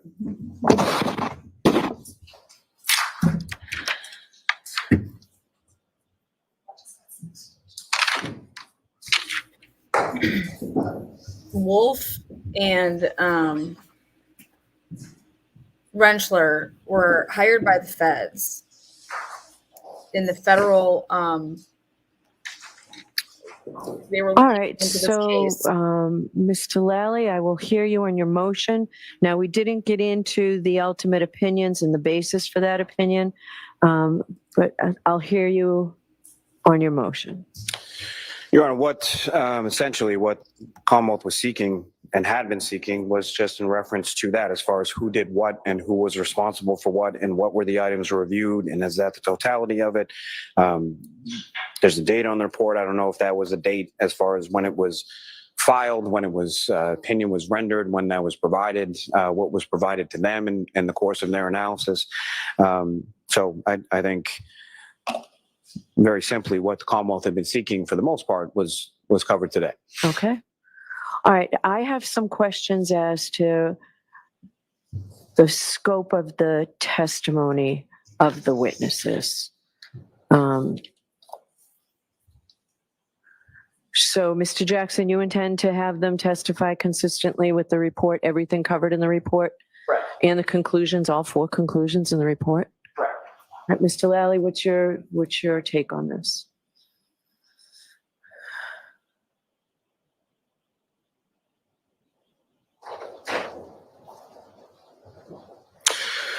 I do have an issue with number 4. I don't think they're qualified to testify to. I don't think either of them is qualified to testify to that. That's more of an area of forensic pathology. What do you say to that, Mr. Jackson?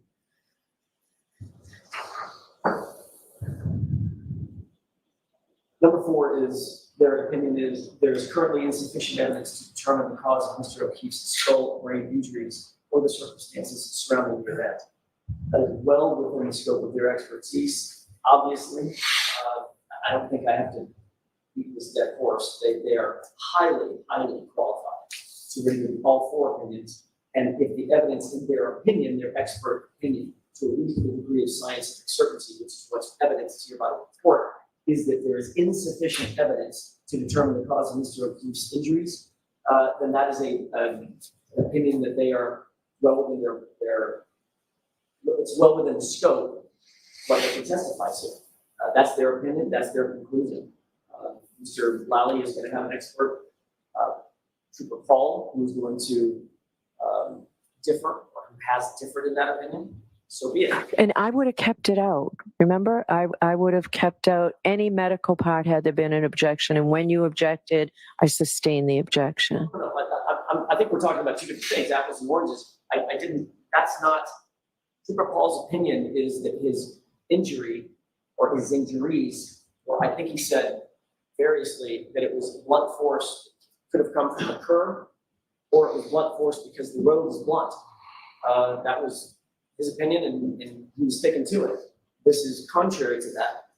Both of these individuals have come to the conclusion and opinion that the evidence is insufficient to support that determination.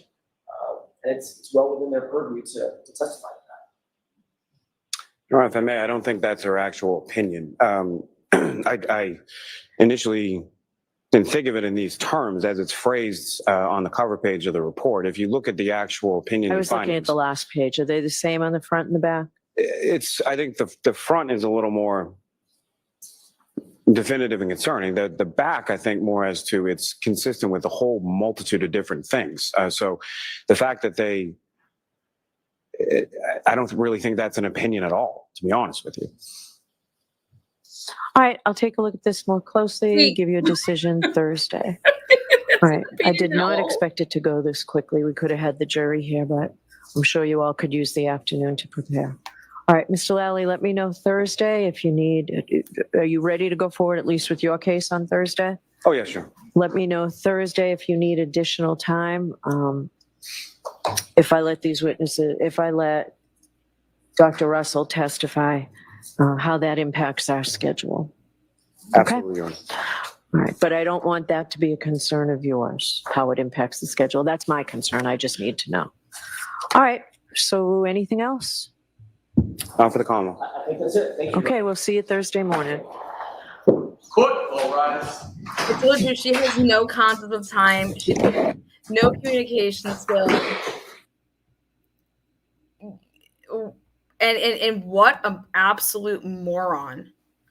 Lally, I have to replay that. Contrary to that. Remember, I would. I think he said variously. Definitive and concerning. The back, I think, more as to it's consistent with a whole multitude of different things. So the fact that I don't really think that's an opinion at all, to be honest with you. All right, I'll take a look at this more closely, give you a decision Thursday. What in the world is he talking about? All I want to say is I'm glad ARCA came through, like I said from the beginning. You can't mess with those witnesses. Again, these are witnesses that were the FBI's witnesses. The FBI has had this, investigation into what the hell has gone on here in the Karen Reed case. And so the FBI hired these people independently for what they're doing. And in this whole was Karen Reed framed? Did people abuse their power, aka Proctor and other troopers? And Lally just basically there was 1 through 4 in terms of this is they had 4 conclusions in the report, and Lally said, well, I have an issue with number 4. Then Jackson read off that what number 4 was. So again, I'll replay it so that you guys can hear what Jackson says number 4 is right here. Determine the cause of Mr. O'Keefe's skull brain injury. Hold on, I'll let Lally say it. So, Mr. Jackson, you intend to have them testify consistently with the report, everything covered in the report? Correct. And the conclusions, all 4 conclusions in the report? Correct. All right, Mr. Lally, what's your take on this?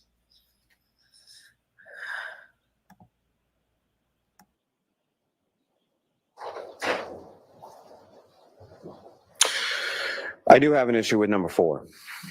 I don't think they're qualified to testify to. I don't think either of them is qualified to testify to that. That's more of an area of forensic pathology. What do you say to that, Mr. Jackson?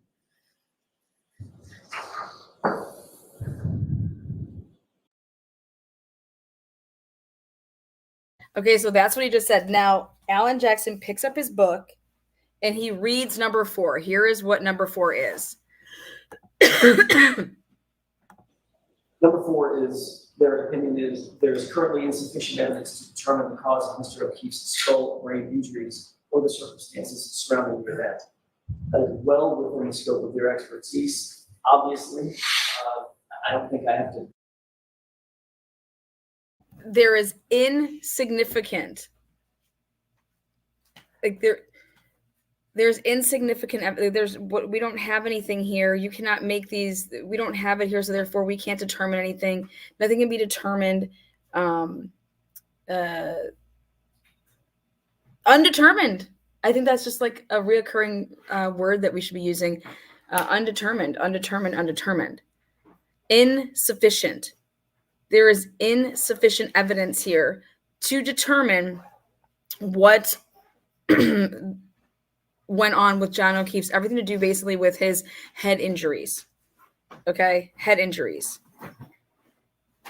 And that is what Lally says, that these people are not qualified for, and that, number 4, they're not qualified to say anything about. Yeah, he number had 4. Joe Paul up there. And so that's great that Jackson said that. And he also, if you guys noticed, took a dig at Joe Paul when he had Dr. Russell on the stand. And he said, when she said she had, been through the academy at Boston at Mass State Police and accident reconstruction and accident whatever. And he goes, is it fair to say that your training was rudimentary? And she goes, yeah. But she has more than that because she's worked at County USC. And so that's saying Joe Paul has rudimentary training. But this is talking about, we're talking about here the 4 conclusions, and it has nothing to do, this has to do with independent of Lally, independent of Jackson, okay? And Lally has a problem, and normally they're testifying for the prosecution, okay? Lally, how do you have a problem with these totally qualified, this is what they were hired to do.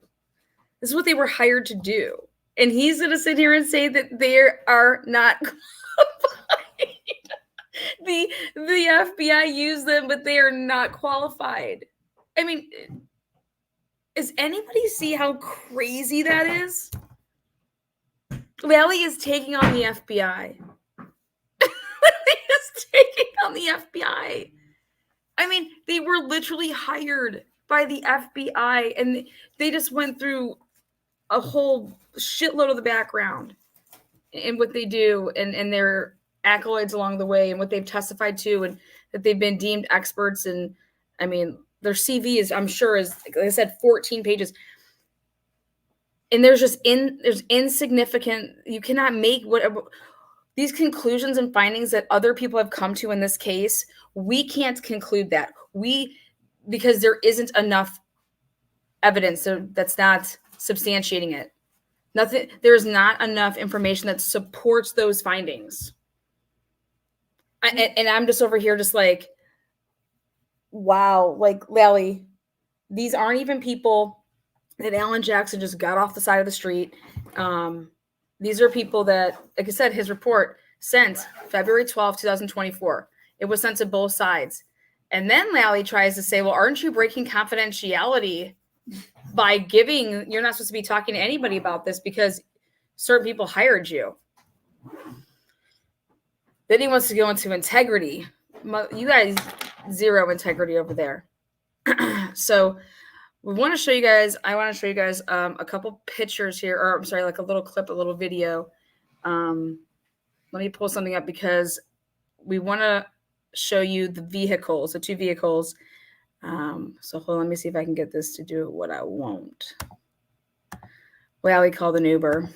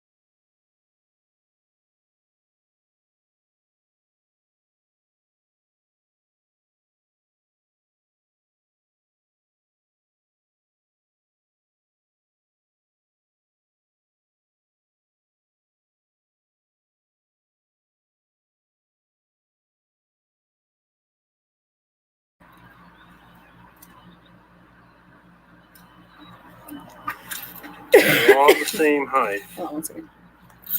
Okay, so let's see.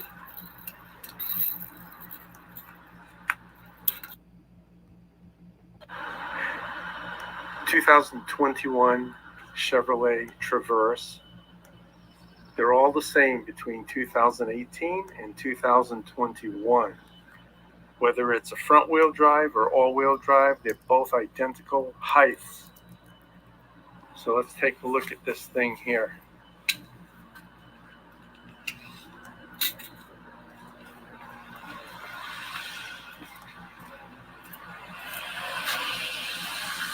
From a good side view, you can see the back bumpers kind of flat with this area here. We'll take measurements in a minute.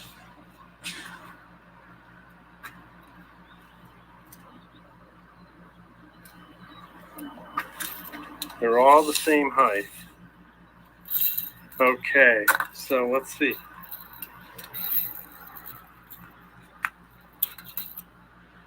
From the ground to the top of the bumper is like 27 inches is what my, I don't know why it's showing 28, but it's at 27. That's the height. And then to the bottom of the light is 43. Top of the light, Michael, is that you? 49. Your name Michael? No, it's not Michael. I have an appointment with the Michael. No, I'm not Michael. I'm not Michael. Well, welcome to Chevrolet. Thank you very much. My name is Anthony. Oh, Sorry about Hold on. We got a bunch here. We're doing something. Hang on tight. We're next video up. Oh shit. That was great. Love it. Let me bring up the next one.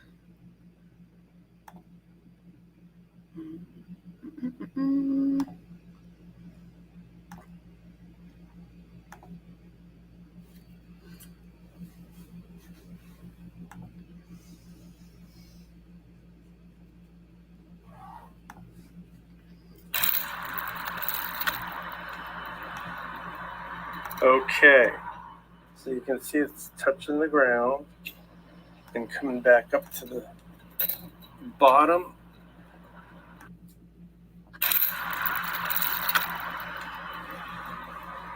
Okay.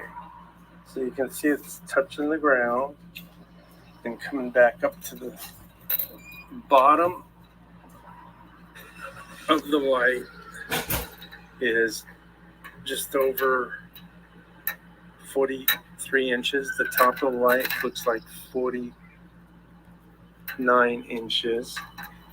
Now let's go to this chrome piece here. You can see it's touching the ground. Bottom of the chrome piece, 46 inches. Top is almost 49 inches. And then the wiper, I'll show you the ground again. Here's the ground. The wiper is like 56 inches. And the Chevrolet emblem, the bottom again is just over 46 inches. And the top is, it's actually right about 49 inches. And here's the wiper blade again, which from my view is right about 56 inches, right about there. Okay.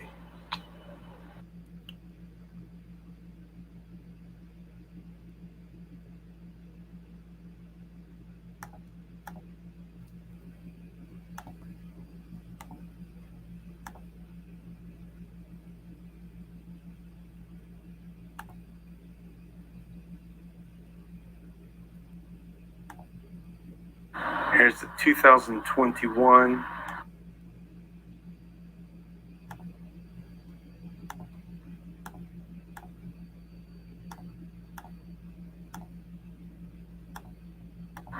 Chevrolet Traverse LT.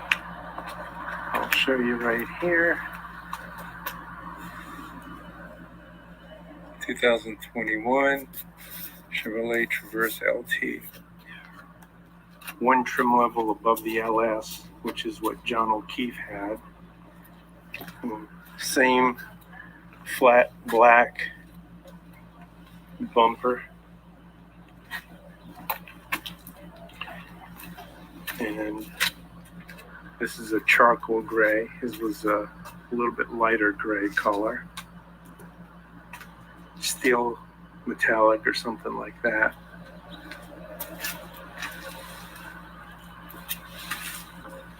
LT. LS has a gold Chevrolet bow tie instead of black. Try to get a side view.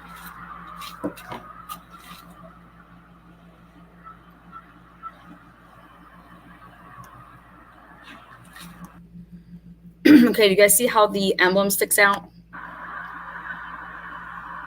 So anything that could catch her taillight would be one of these two things, obviously. Right there. Right. Either this area or this area, although the windshield wiper is substantially further in.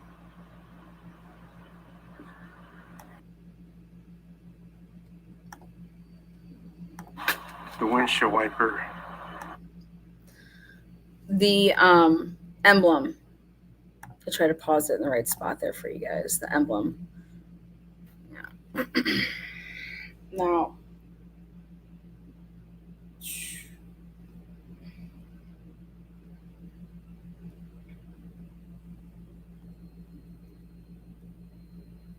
okay. So the Lexus LX 570 taillight, from the ground to the bottom of it is 45 inches, and it's approximately 6 inches tall. So that would be 51 inches to the top of the taillight. So this fits in perfect with the damage that you see from, I'm going to show you guys. Let's see, I'm going to send this to, when you see the video at 507, 508.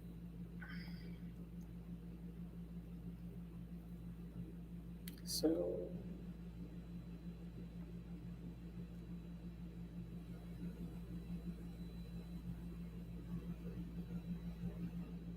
right here.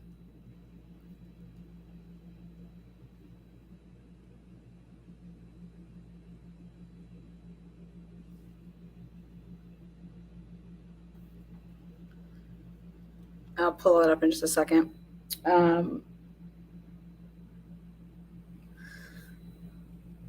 The two areas of damage, the lower right looks like a white dash, and the upper left looks like a yellow dash, or like a yellow mark, which appears to be the red lens is missing. So again, I'm going to zoom in.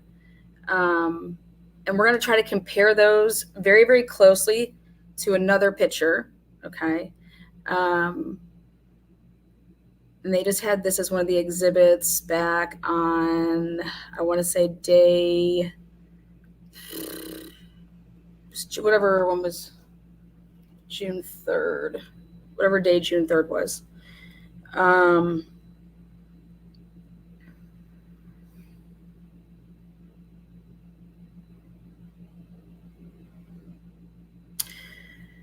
We're about to see if it is possible that the red broken lens for just like that crack portion, if it falls inside the taillight because of the Chevy emblem pushed it inward. So I'm going to show you guys what I mean by that. Let me pull up a different one now.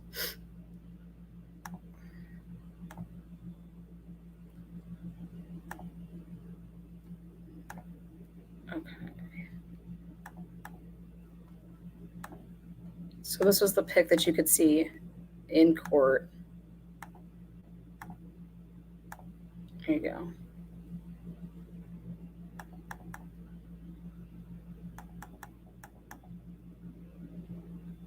And now when you compare the measurements. So went ahead and did.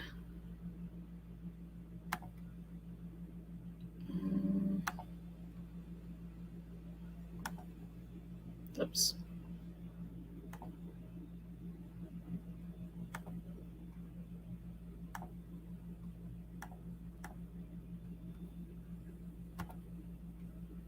Share one more.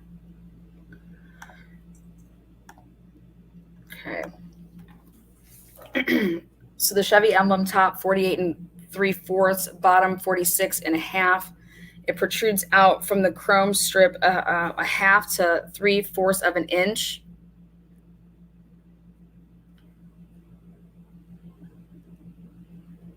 And so what I think we can do is if we put a back of a Lexus to a back of a Traverse and we put the measurements at the right spot, based on where they want to say the damage was on Karen Reed's vehicle, that does it align with the emblem of the Chevy Traverse? So does the Chevy Traverse, where it was, how it was parked, and the way that Karen Reed backed out, is the reason that her taillight punctures and cracks a little bit, is it because of the angle and that it actually hit the Chevy emblem of the Traverse? Does that make sense?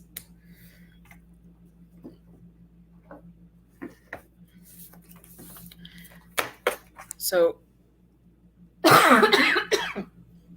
notice how they pretty much stayed away from talking about any of the measurements. You know, Lally doesn't like to talk in actually words that matter, which is timelines, numbers, shit like that.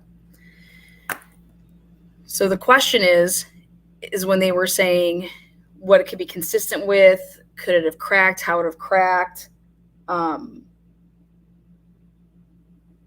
Well, based on the video and the angle, can we line it so that it would make sense? Is it a possibility? And so that's what we're going to do here today. We're going to see if it's a possibility with the measurements.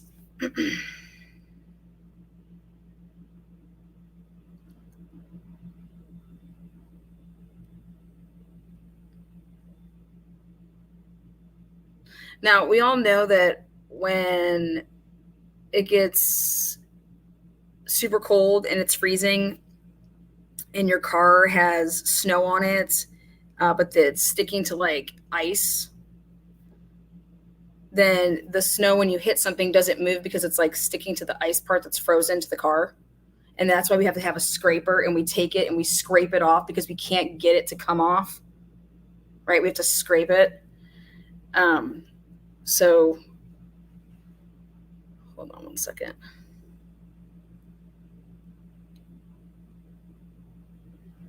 That's why I don't think snow moves on the car versus when you look at the tire that it's moving, because it clearly moves.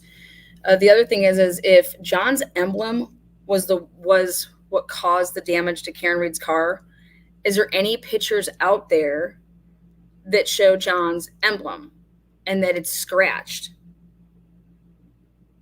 Because they want to look at the bumper, they want to look at the side of the car. We want to look at the emblem. So I challenged the family to take a picture of John's emblem on the back of his vehicle.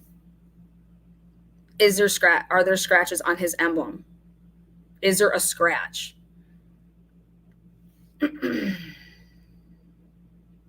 So if we go to the picture of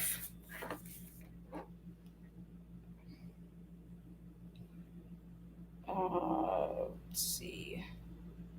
They just showed his car.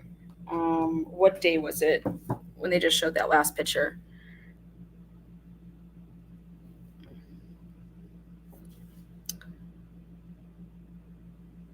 Also, is it in the corner of like,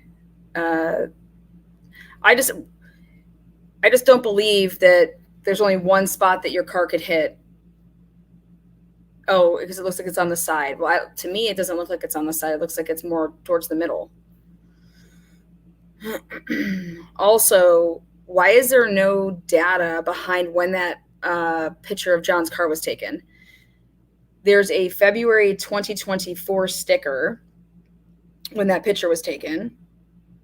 So clearly that picture wasn't taken of John's car like on the 29th, the 30th, and then it could have been taken at any point after February. Like, who put that sticker on? Did John ever buy that sticker? Is it something that you would recall to ask? Would you consider recalling Paul O'Keefe to the stand and asking him when he bought the sticker? Or did you buy a sticker for that car? Because if you recall Paul O'Keefe to the stand and him have to answer that question, no, I never bought it. That means John bought it, you know. But I think that's a question that I'd want to know, because then if he put that sticker on, let's say he put on that sticker, I don't know, a month later, 2 months later. So is that a question for Paul O'Keefe to be recalled to the stand and to ask if he replaced that sticker? That's number one for me. It depends on if you lease a vehicle versus if you owned a vehicle. So was John O'Keefe leasing that vehicle? Because your lease on when you get your plates renewed on leases, it's different. It doesn't go with your birthday. If you buy it, so I want to know about that. And then, because I'll pull it up here, the picture. I send it to myself again. Let's see.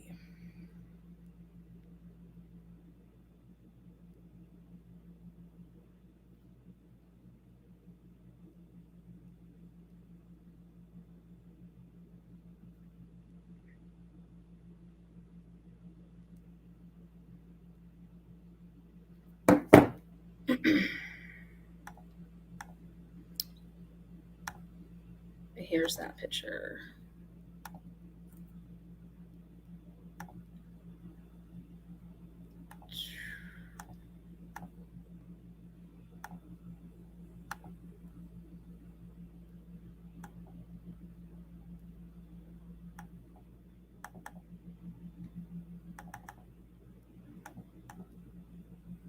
February 2000, and it says 2024. Now you can buy stickers that I know, at least in Ohio, you can buy it so for last for 2 years. Again, I just think that you would have to. I don't think you could tell anything from a picture, guys. I think that I could take a picture and there could be a scratch there, and I can make it look like there's not a scratch. No offense, but the things that you can do with pictures, if there's no metadata behind it to know if something was messed with, I'm sorry, but pictures to me, I'd have to be the person to take the picture in front of the item and then tell you what I thought about that item, you know. But I would love to know who took the picture of John's car and when that picture was taken. But when you zoom in, you can see that it says 2024 tag February. And that would mean, in my opinion, there's a chance that Paul renewed it. There's also a chance that John did it, you know, in January. So we'll find out. We'll find out. And you'll be behind the scenes when we do it. So the voir dire ended today. It's a day off tomorrow. And then we're back in the courtroom for Thursday. So,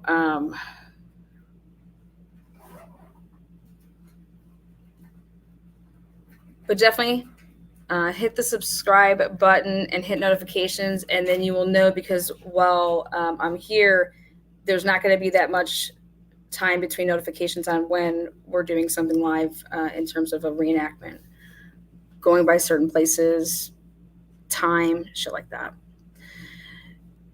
And how far truly is the flagpole the side of the street where John was, and then the footsteps on how many steps it took to get to the side door and back, things like that.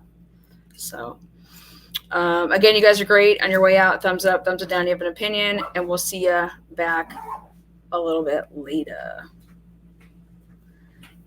Ciao.